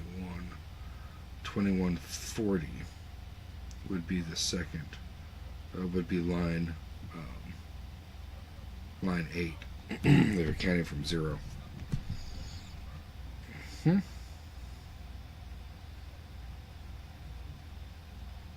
see.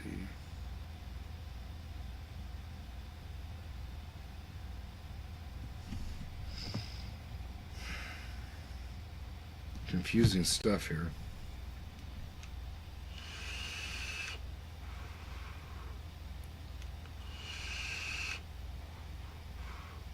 But now we know we get each and every line, so the Y position could be between 0 and 199. And we can load from a table every line starting memory address. And then we want to... This would only draw a pixel at the very first, on the very first dot of every single line. We have not accounted for the horizontal X resolution here.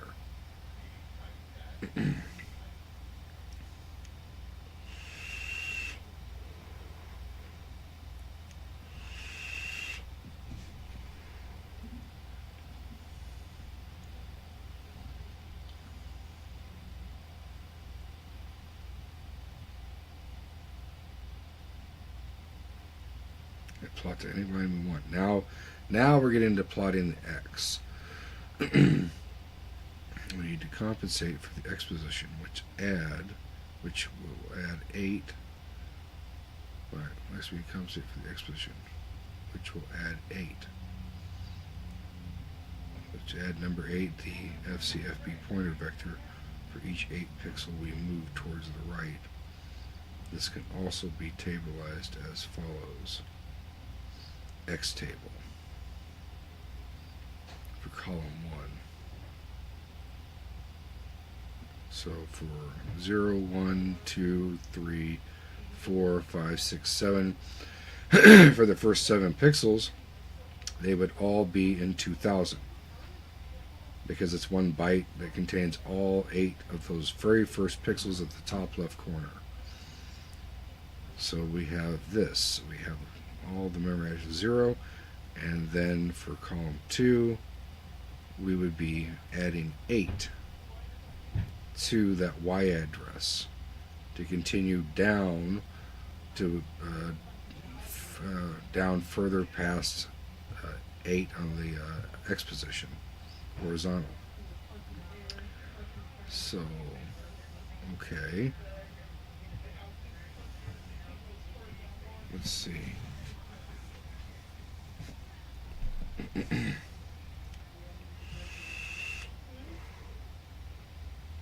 This is probably the most in-depth of a live I've tried to do, where I'm actually trying to figure it out.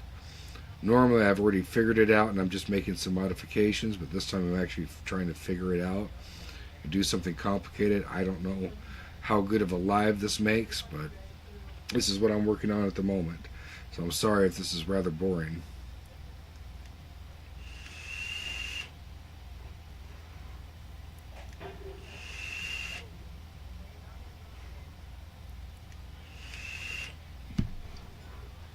Oh, this is a problem.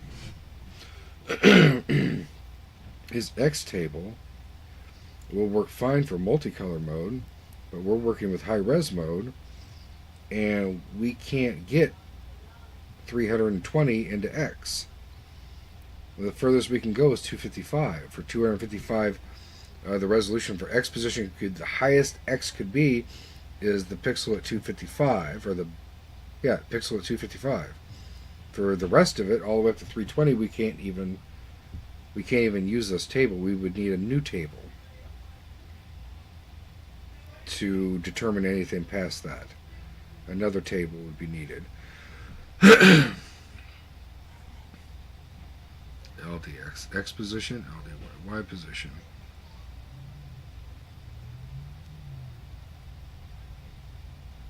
LDA Y table, comma Y. Store that in 0 page, the low, store it. So that's our line. And then for the X table, LDY X table, comma X. So once we're done with the Y position, we can then destroy the Y register and load it with the value from the X table, which is up here.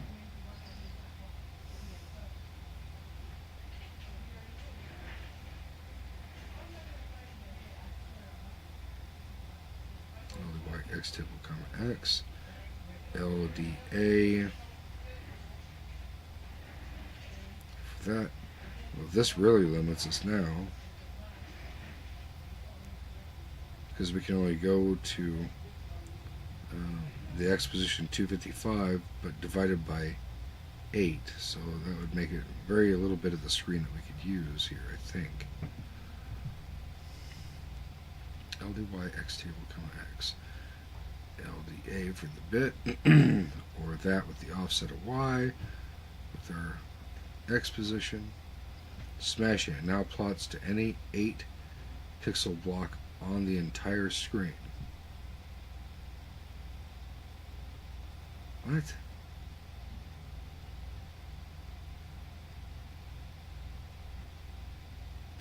Oh.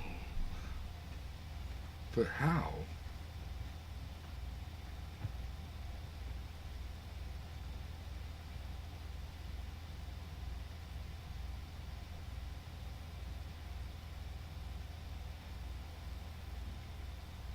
Because the highest we can hold is 255.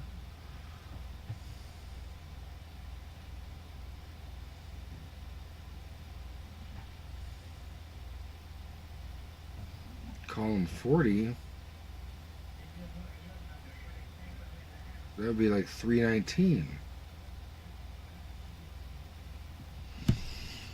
Alright, we'll just keep reading. Maybe I'll figure it out.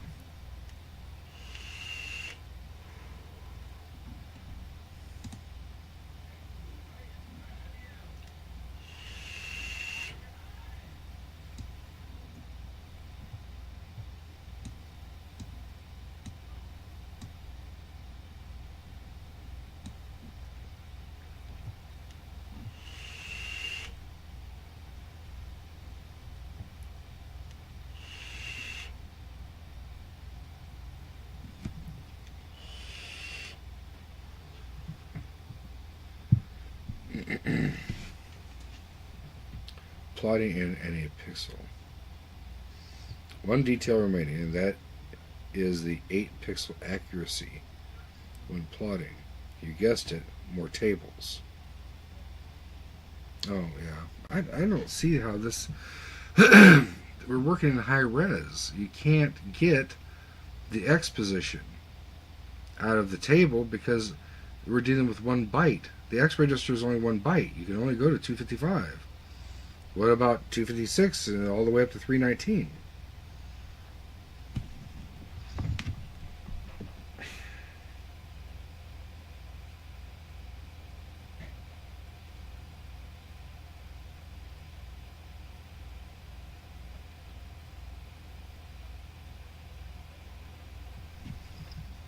For this table.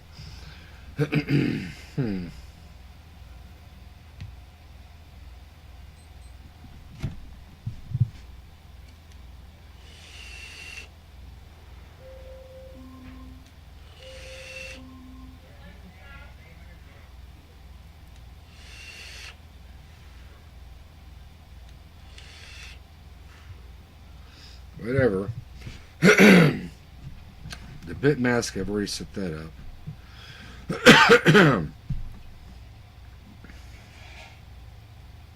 More tables, yeah.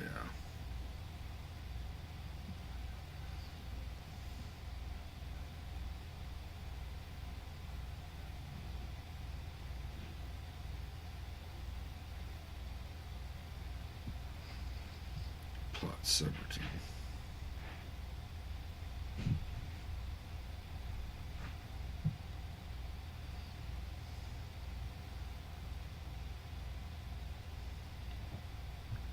Yeah, there's a problem in this.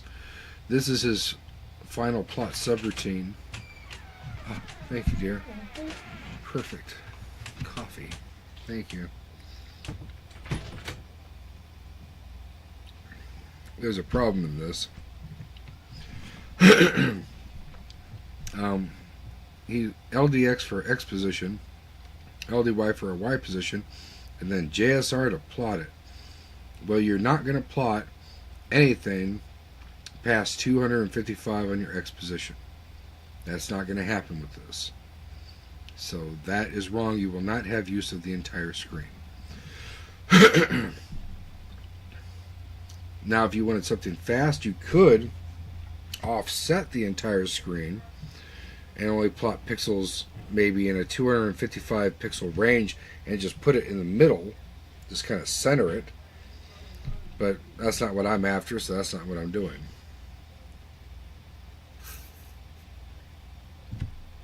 I want the full resolution.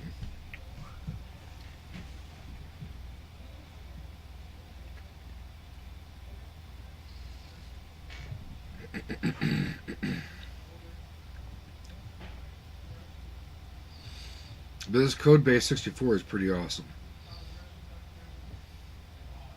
It does put you on the right track.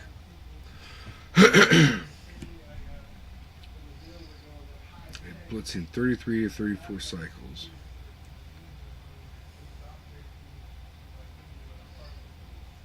Only apply to the first. Well, this is what I was just saying. This example will only plot to the first 256 pixels on the left side of the screen. If you wish to move the plotting area, simply adjust your Y tables accordingly. Add H for each column. Add 8 for each column you wish to move the plotting area to the right. Oh. Okay. Yeah. Because we have 200 lines, that leaves us with 55 free positions in our table. So that maybe gives us enough positions at that point, yeah, to finish up our resolution for the X. Interesting. Add 8 for each column. You wish to move the plotting area to the right.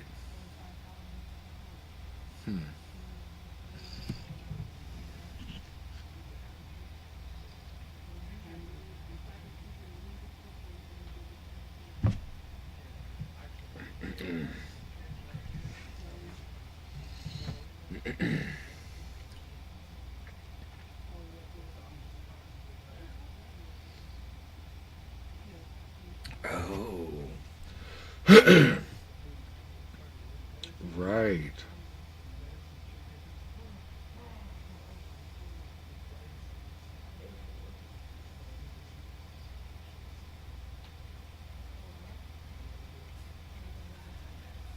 So we could just shift the beginning Y table position where it starts at 2000 at the top left. We could shift it so that the starting position is no longer 2000. We could make it 2050, for example, to move the left side of the screen to the right by, let's just for example, 50 pixels. Okay.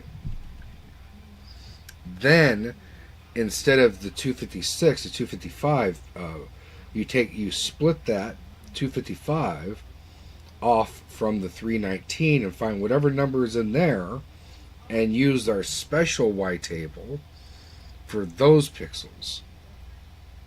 And that would finish up the resolution. That makes no sense the way I explained it, but that's kind of where I'm going with this. Think where he's going with this.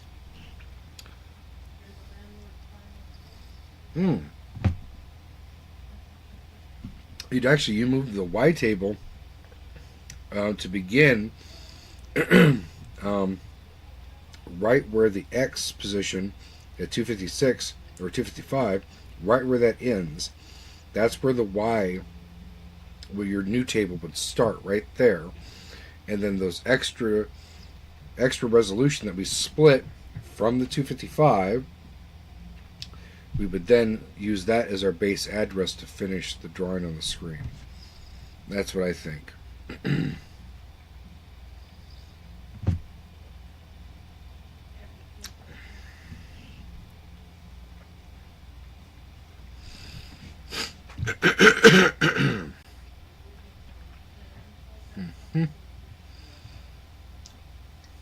Yep. So when you pass the X resolution to the plotter, you will have to pass it using probably the accumulator, the X register, and the Y register in order to give the entire information for the plotter to figure out where you want to put a dot. So you would have to use A for the extra bits that the X register couldn't handle. That's probably how you'd have to do it. Interesting. Alright. Well, let's do this and see. We got high res mode on. Let's go ahead and create a table in C.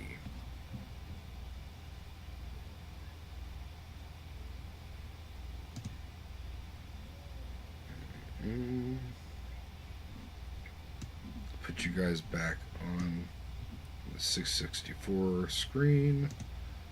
There we go. Alright. So rather than mess with this right now, let's go ahead and quit this. Go to the syntax checking editor or Power C.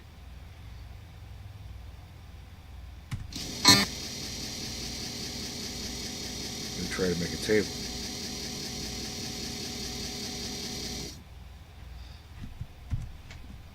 Include stdio.h, include gggraphics.h, main,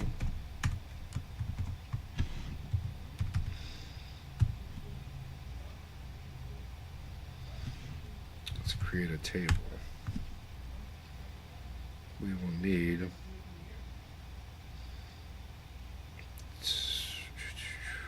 we can do it without doing it like his. But if we do it like his, it'll be easier for us to convert it into machine language. I don't know. We'll just start and figure it out. So let's put unsigned, no, character Y tab L 256, character Y tab high 256, and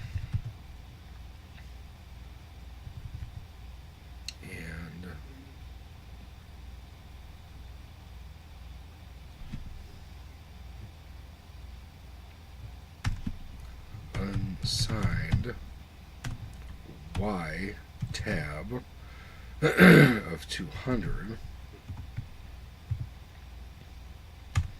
Maybe it'd be easier for me to figure it out like that first. So I may not use that first. Y tab L, Y tab H, might just wait on that. Okay. Create Y resolution table. I'm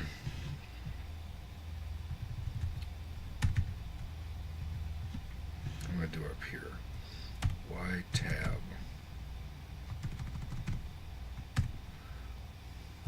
Make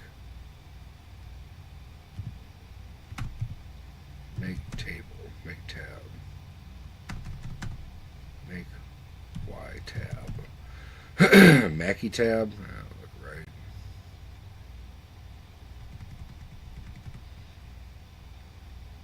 Just put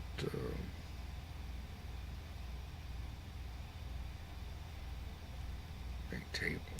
Yeah. Make tab.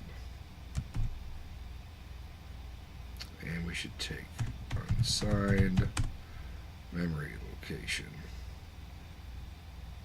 M. And I did that wrong.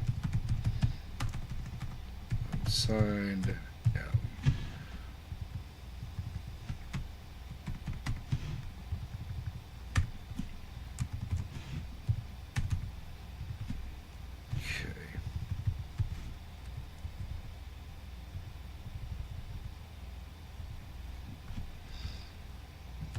Okay.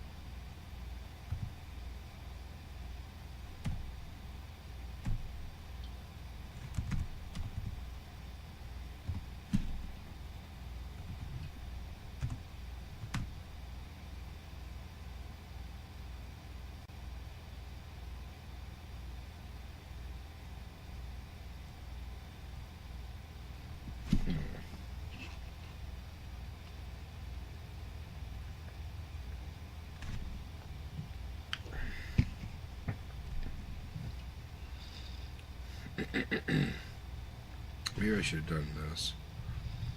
Y, A, and B. Too many digits.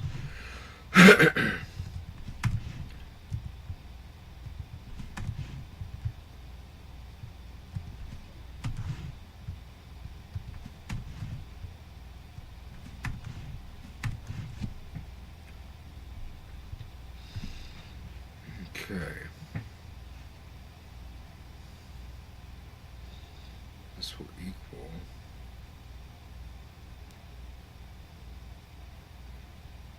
M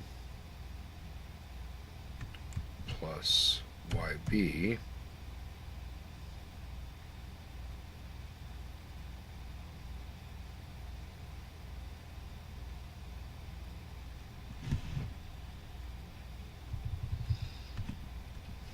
what would this YA be? What would YA? What would that?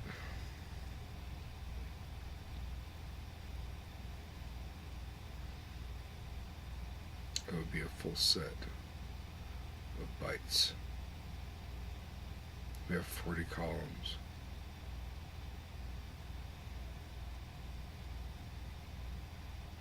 Times 8 bytes.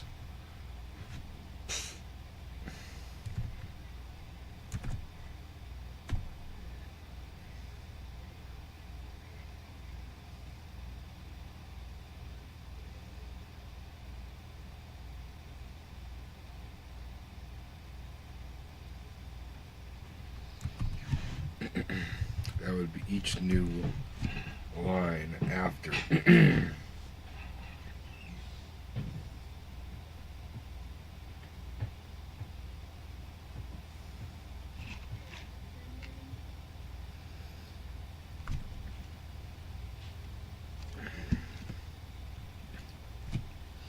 Take some thought on this.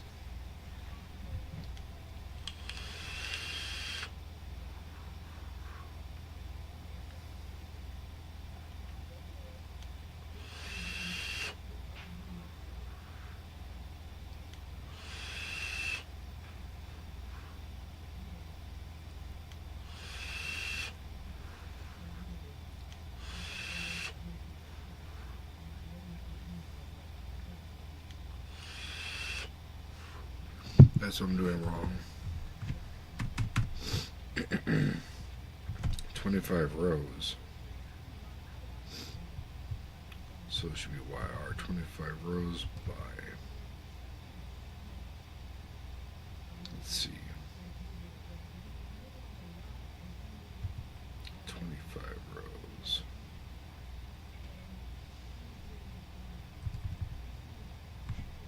Times YA. Let's see. That won't tell me anything yet. Okay. 40 times 8 times YA.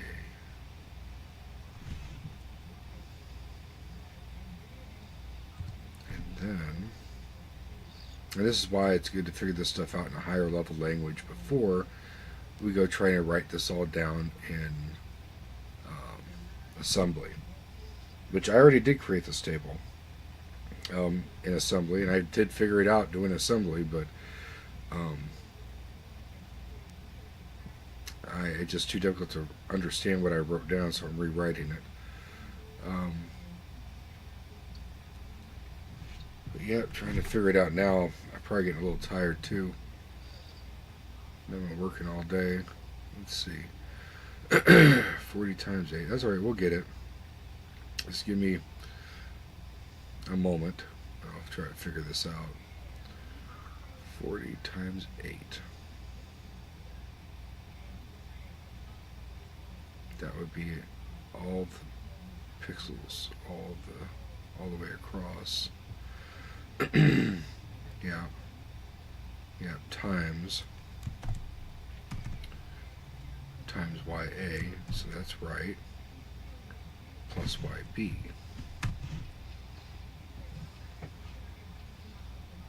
Yeah.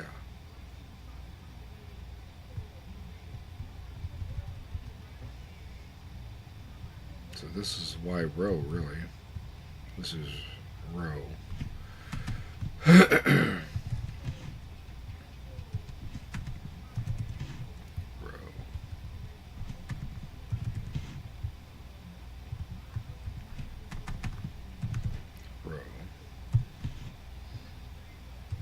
This could just be Y.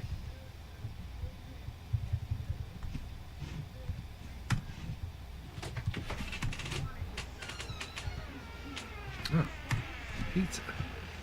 Thank you, dear. Was you add some stuff to it? Yeah. Thank you, hon.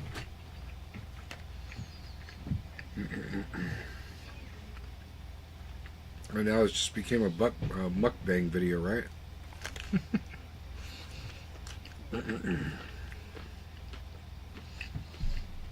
Let's see. I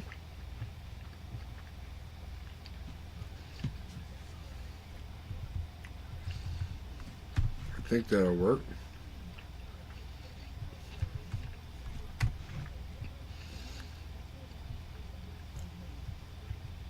So the idea here is we pass the base memory location, the beginning memory location of our bitmap.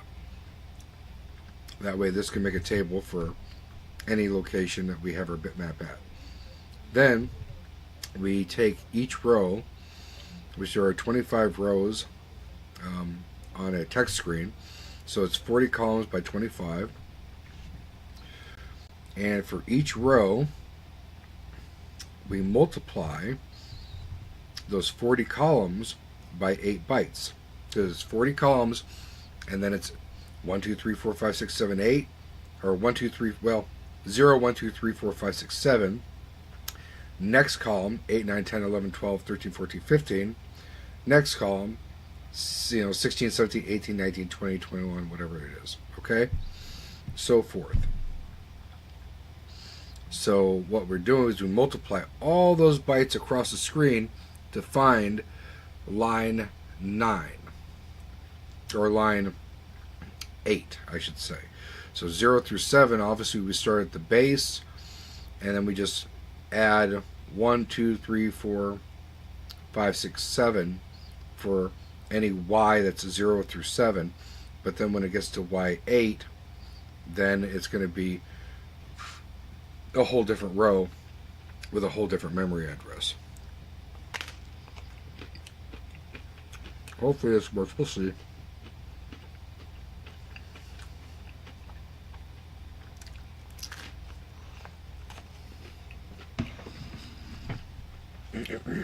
Because we're doing it in C, we can print it out. Let's see if I'm right.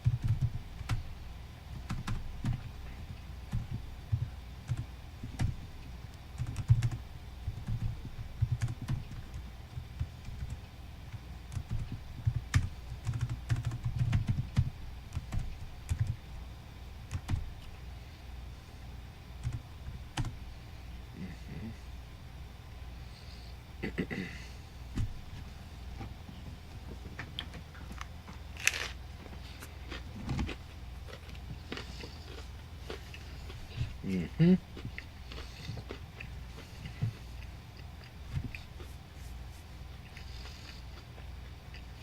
Mm-hmm.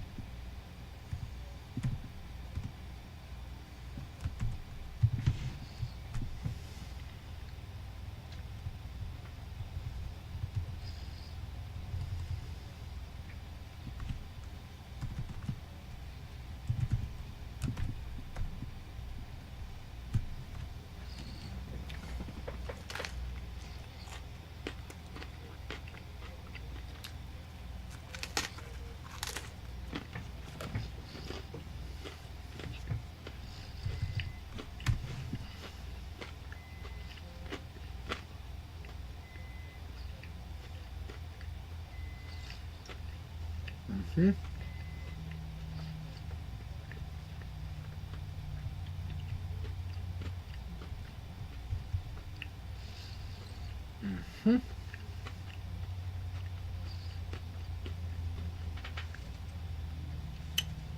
Mm-hmm. Let's do the syntax checking editor. Again, mistakes.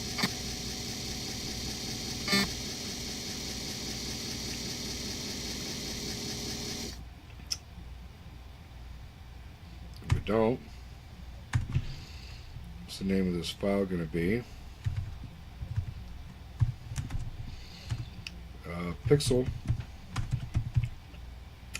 Pixels percent .c. This is where we're going to test pixels. Mm-hmm.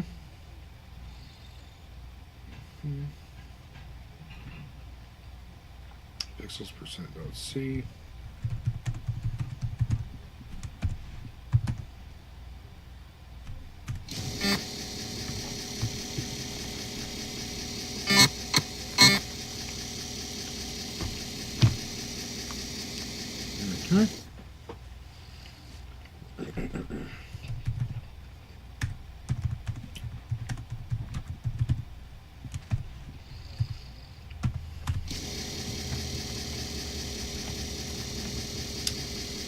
Compile it and see what we got. See if we have anything interesting here.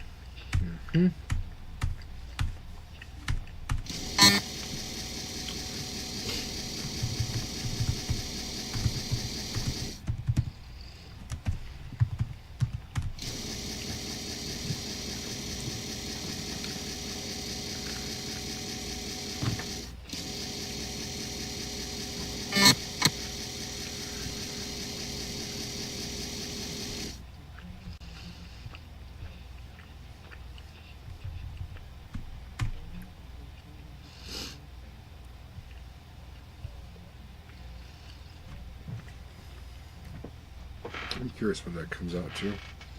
Row times 8, if row is 24. 24 times 8 equals 192. Yeah, plus 8 gives us 200. So, yeah. 200 though, 199. But yeah. So that's right.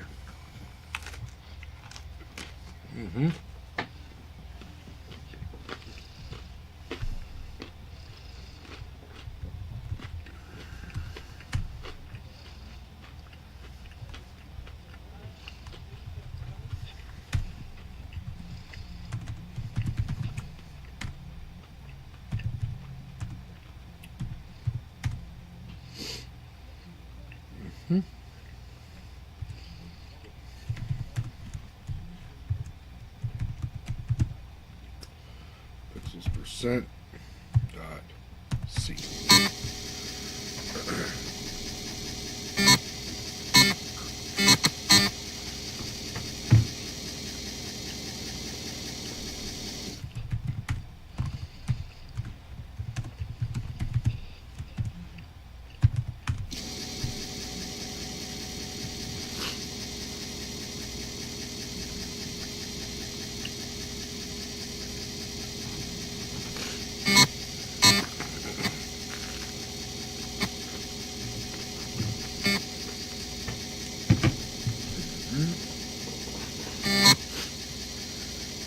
Right.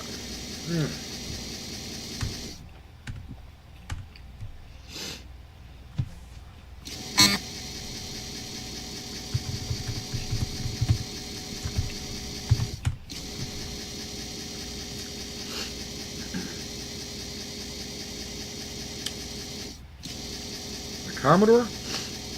No. Commodore can do a lot of different languages. There's basic, assembly,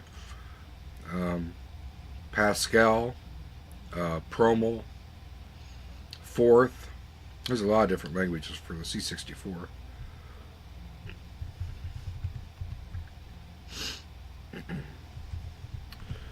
That mistake there. And there's a lot of different versions of BASIC too. And there's different versions of C. This is Power C. There's also Super C by Abacus.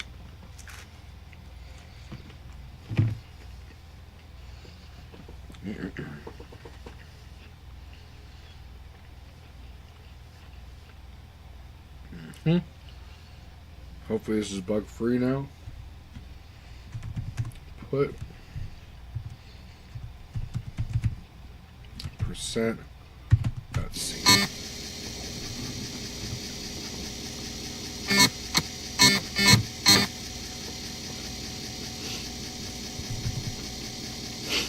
Quit.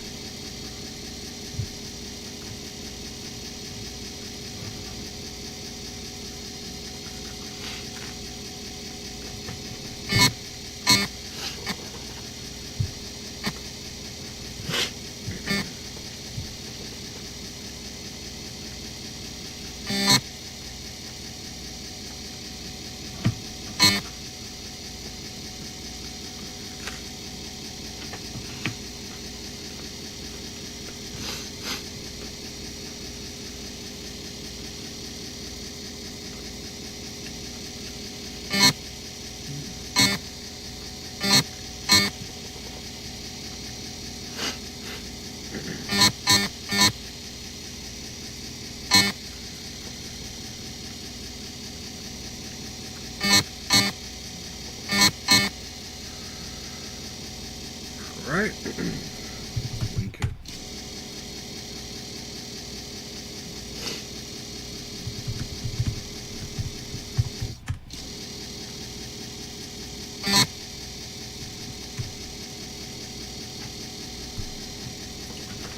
You want this one? An extra piece of pizza? Huh? I don't know if I can eat it. I don't know. I can't. I will give it to Jackson. Good. All right.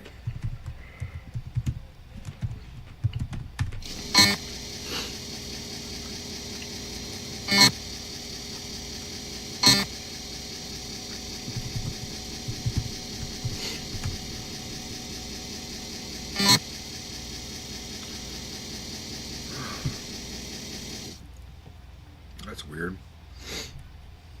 I must have done something wrong with my printf. CED pixels percent dot C.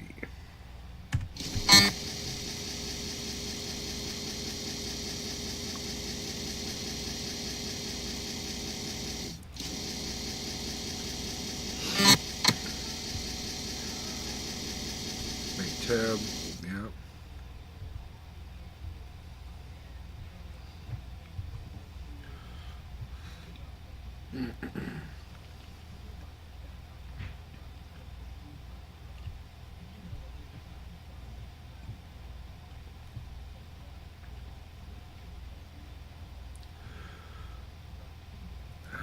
Y equals 0. Oh. No, that's right. Y equals 0, y less than 200. Oh, there we go. Semicolon at the end of the for loop will do it. And now I guess we can try that again. Right, put pixels percent dot C.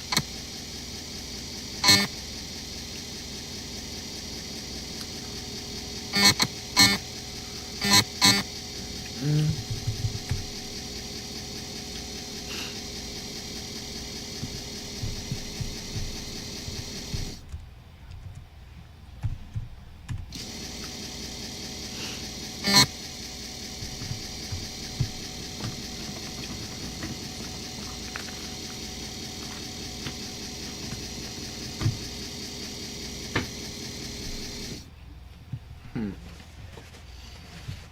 right.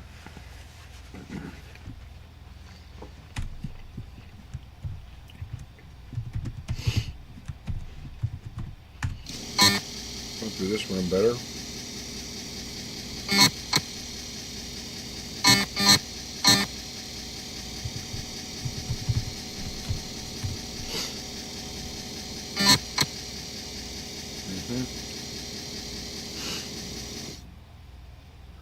Interesting.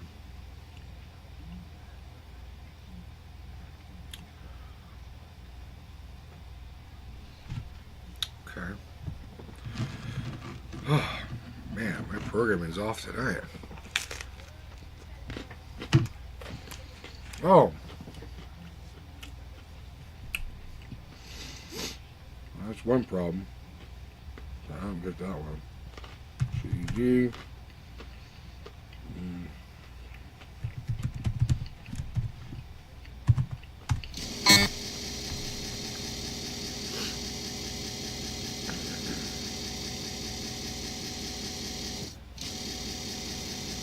Oh, yeah. The formula.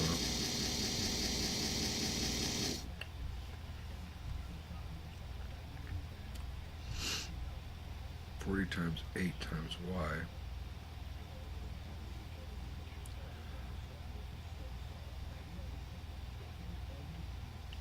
No? That might be right. I don't know. But this is wrong. Comma y tab. Y. They give us our hex result here.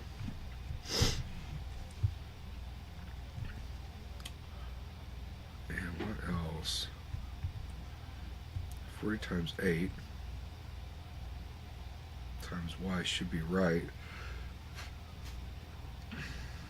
No. I'm sorry. Times row plus y.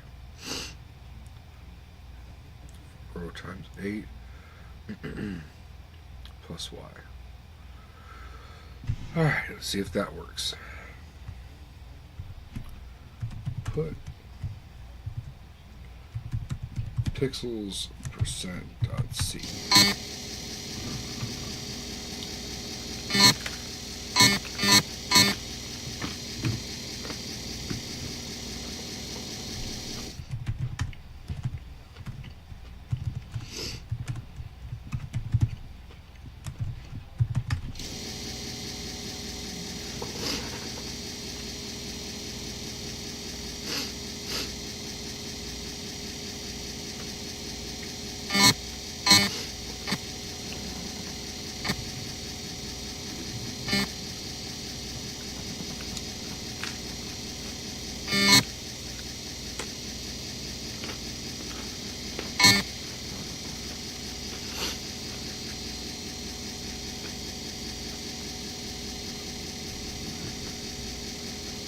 There we go. Mukbang video is now over.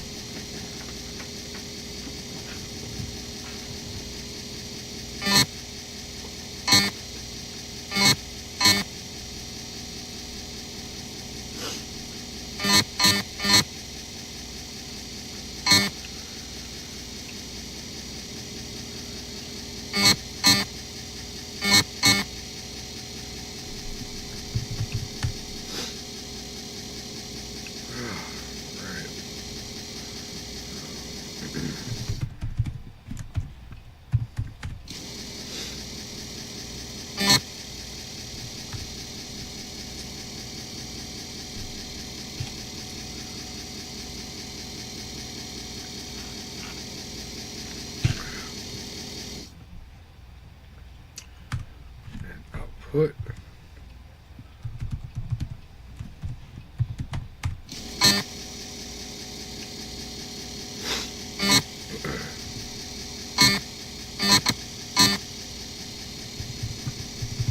Pixels percent.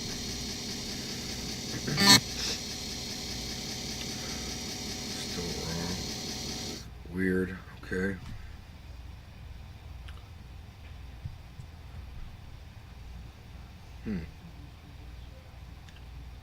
7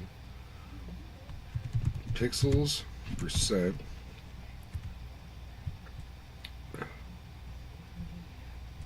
Trying to run stop this thing. It only wants to run stop right there. Let's just freeze. I know what we'll do. Now we'll cheat. I hate doing that though. Pixels percent, and we'll pause the stupid emulator so I can see what it is. Alright, 0. That's wrong. So it's never getting the value passed to it. Okay. And then if that's 0, maybe that's our whole problem. Alt P, run stop. Let's see what is going on with this program. We should not be having this much trouble. Pixels percent dot C.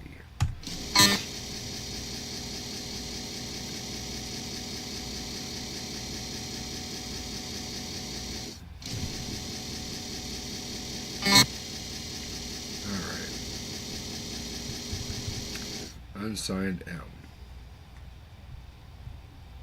I guess it's because we never used M at all. That's probably why. Rho times 8, rho times 8 plus Y plus M. That would help that. And then we need this thing to stop every so often. So let's go here and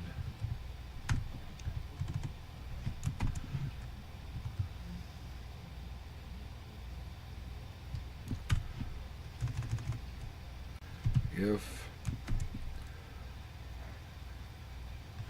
not Y and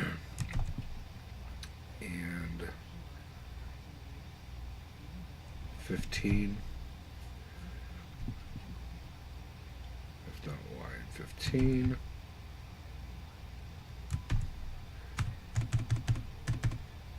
get CH, or just get C.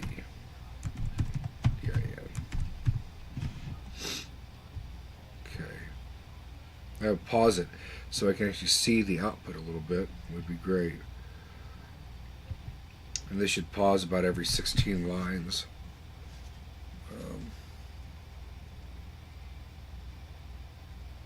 Yeah, that'd be fine. We don't need to see the whole thing anyway. %D, %X. Okay. Oh, alright. I think we can try this again. Put pixels percent dot C.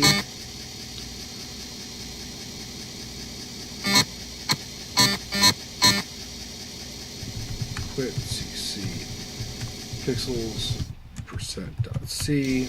I'll warp mode it.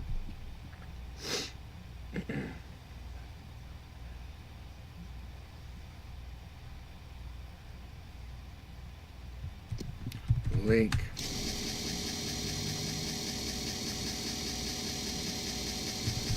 pixels percent dot O.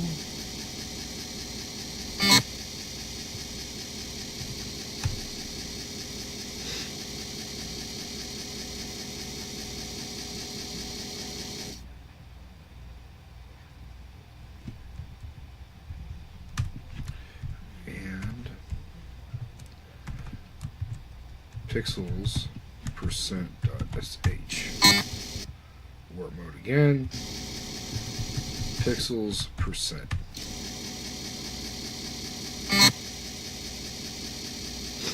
$8192. What in the world now? Oh, I did it as a decimal instead of an unsigned.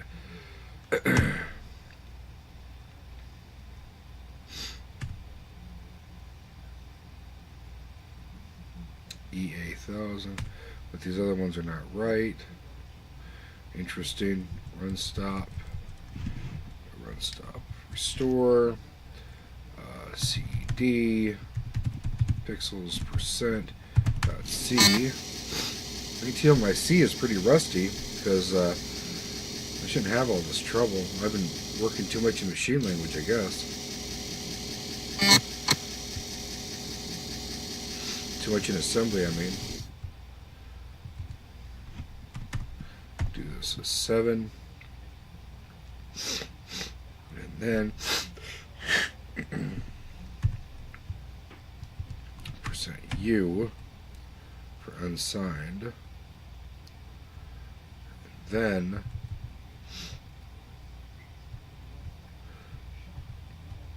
row plus equals 8.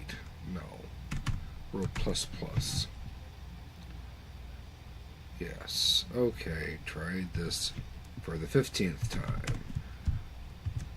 Pixels percent.c. Quit. Compile. Pixels percent.c. Work mode again.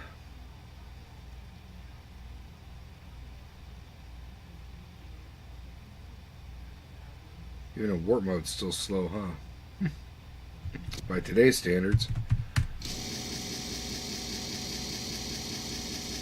Hell, even by 1990 standards. Link. Pixels percent.o.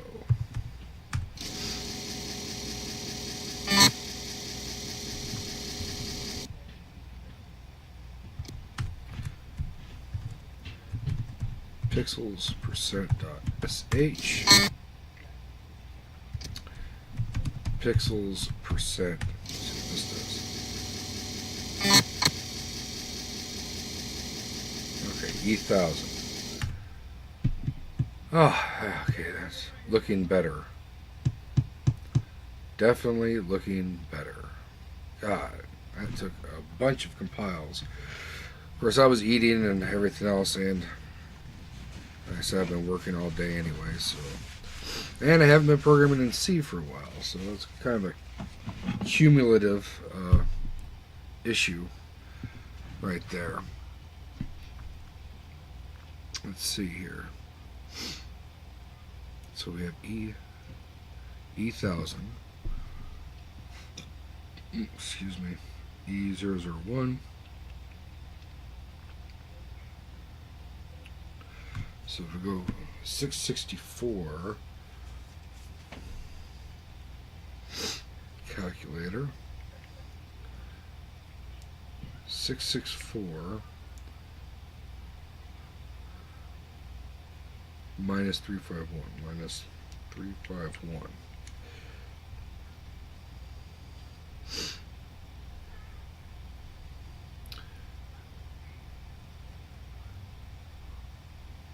$313. I would expect $319.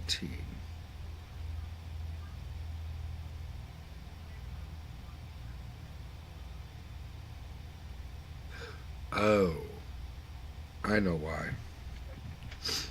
Golly. Good thing I'm doing this in C. Whew, bless me. Whew. Oh my God.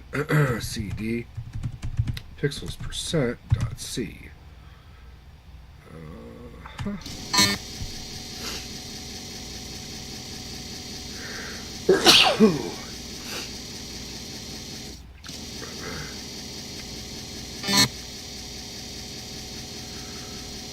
All right. Y should never be 0. Should it? Yeah, I guess it have to be.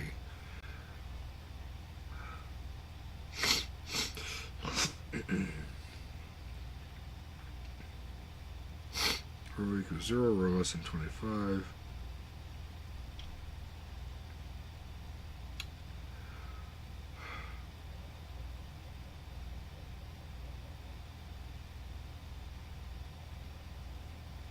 Zero through 7 is 8. Okay, so what's the problem? Let me see. Quit. Pixels percent.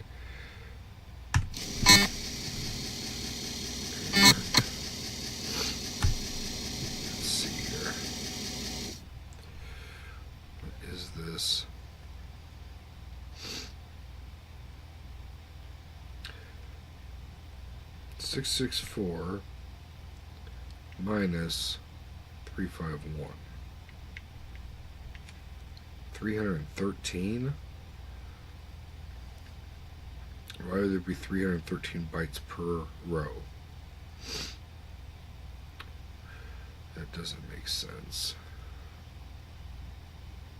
There should be 8 bytes times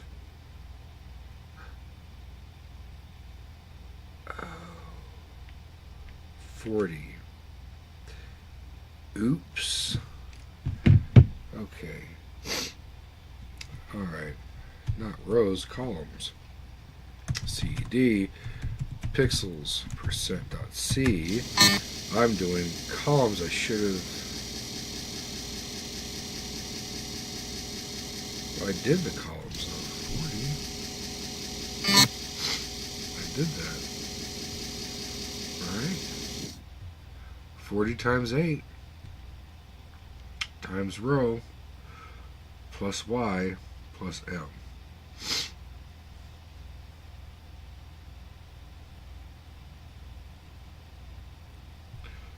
And row times 8 plus y.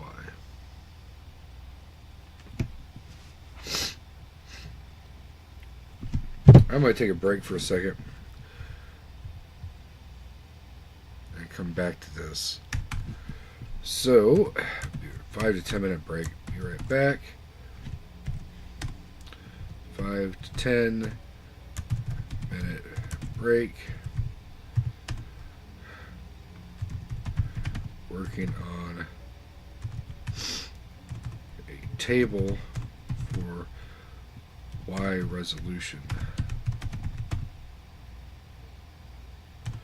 High res pixel plotting. Alright, I'll be back. Oh man. Getting old and stiff.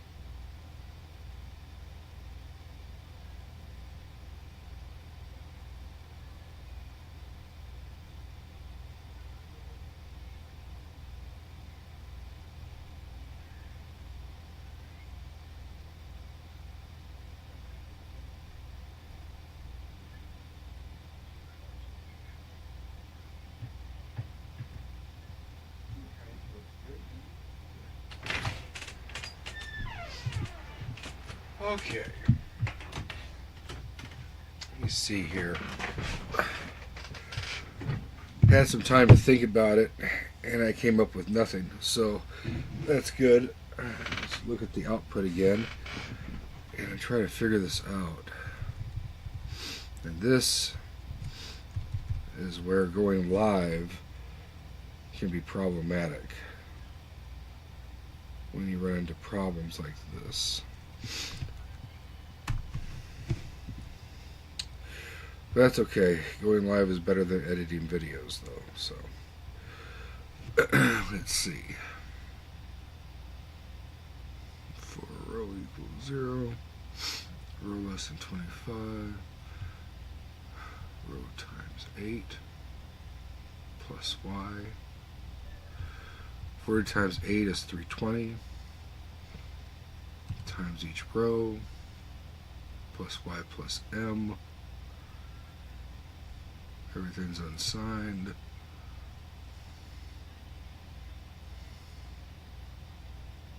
Hmm.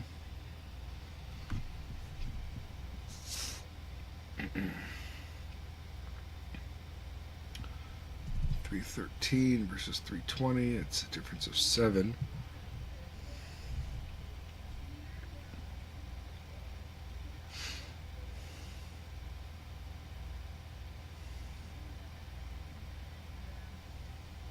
Oh, wait, no, never mind. Thought I saw a syntax error. No.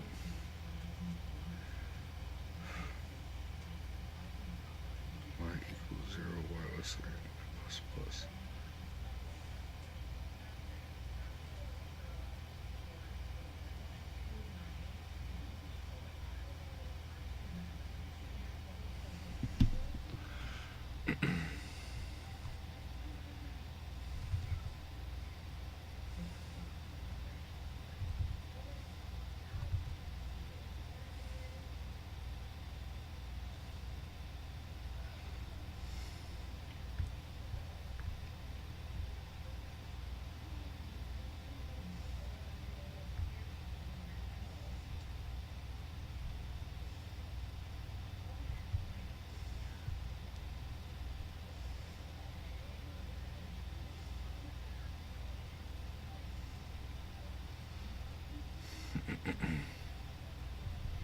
Hmm.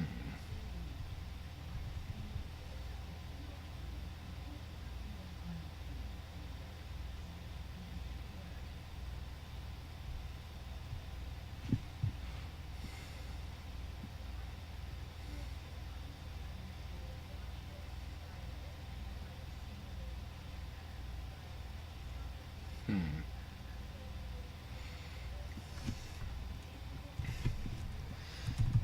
Quit. Pixels percent.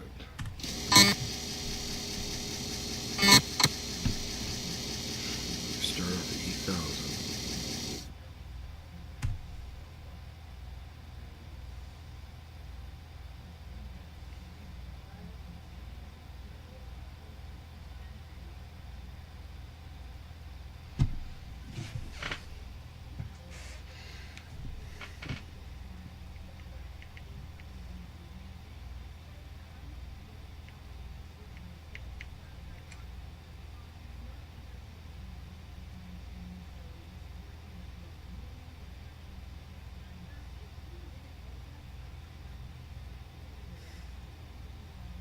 I should put the value of y on there as well. If you can't figure this out, at least we can add that. Pixels percent.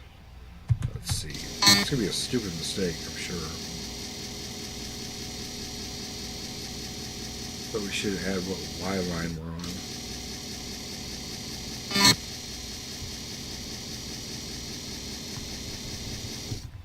We don't need y, we'll put y in. Percent u and 0.3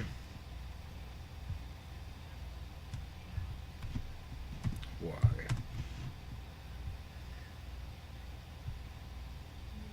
That will help a little bit.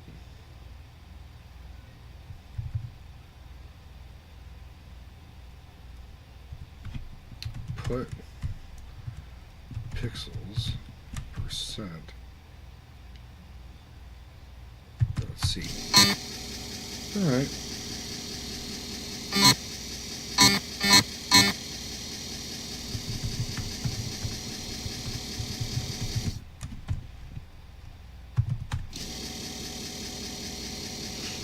Recompile.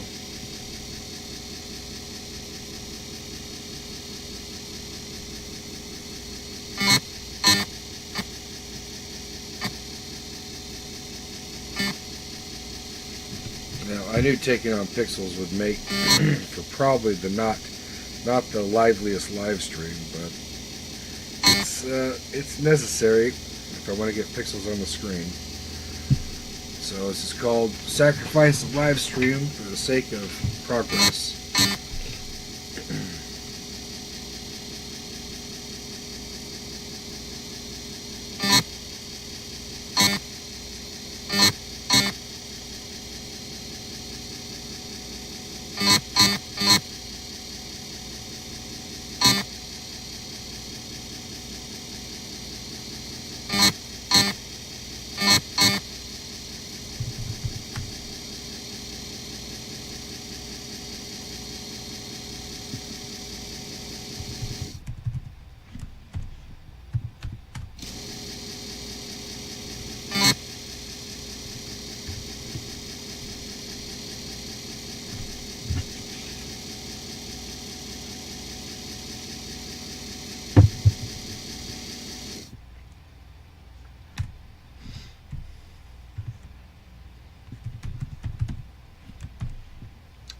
%.sh.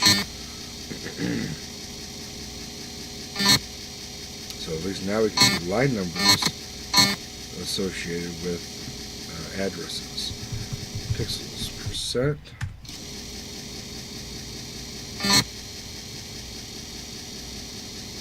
Line 0. 57344.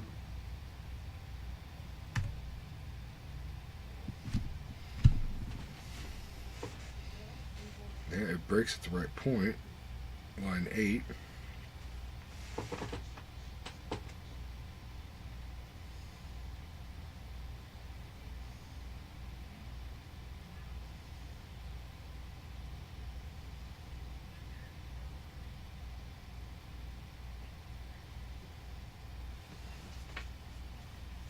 But it doesn't add 320.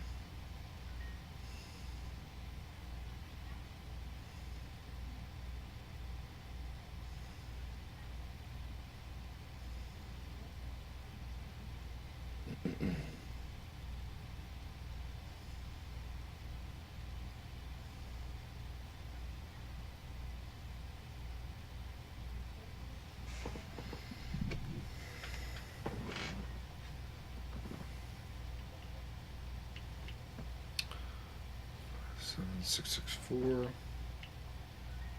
minus 57351. 313. Why on earth would it be 313? There should be a difference of 320 there.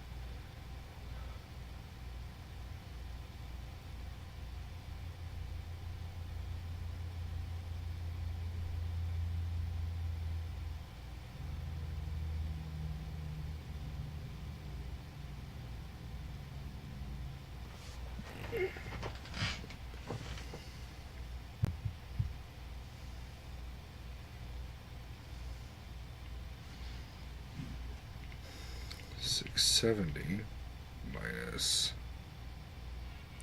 351.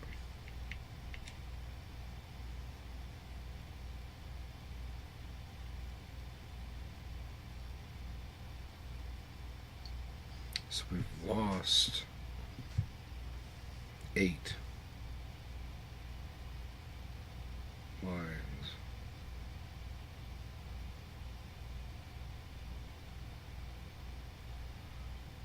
Lost 8 lines. Let's see here. CD pixels %.c.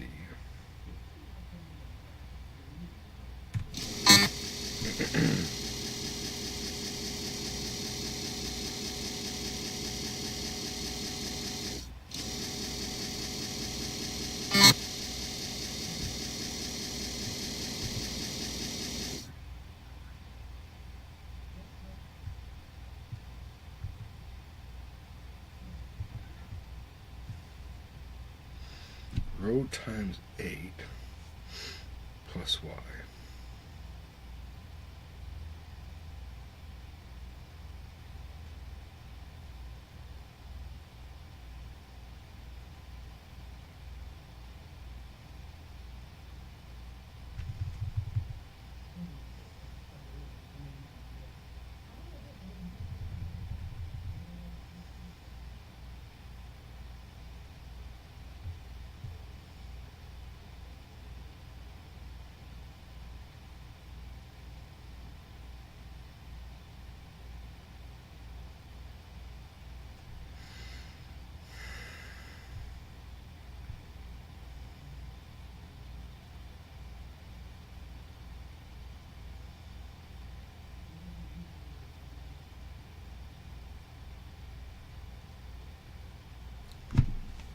So that'd be 8 plus 0. 40 times 8 is 320.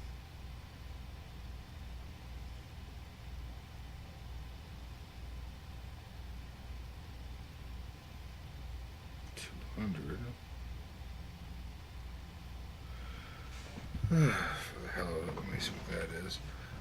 While we're in here, 24 times 8 plus 7, 199. So that's doesn't overwrite the array.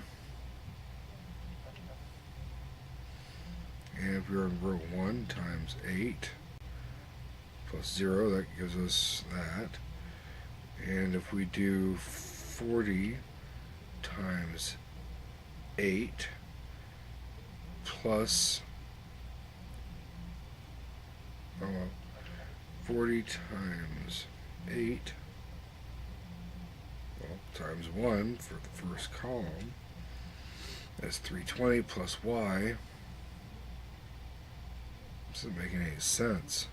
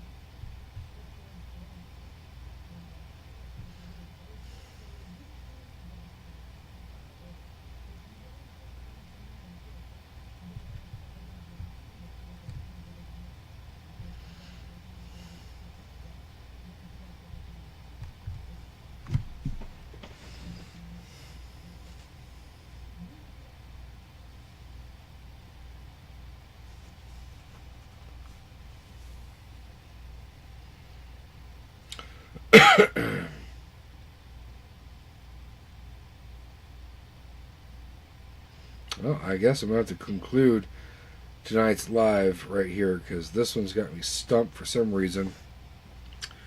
I'll probably figure it out better after I get some sleep. So, because I'm not seeing the problem right now. Anywho, well, everybody who's been watching, thank you for watching. Glad you joined. It's been fun. I've had a good time working on programming tonight, so I'm doing this live, so hopefully I can get one in soon, maybe tomorrow, I don't know, depends what time I get off work. So until then, I bid you guys a good night, and I will catch you in the next one. As soon as I can figure out how to shut this thing down. Cool, right here.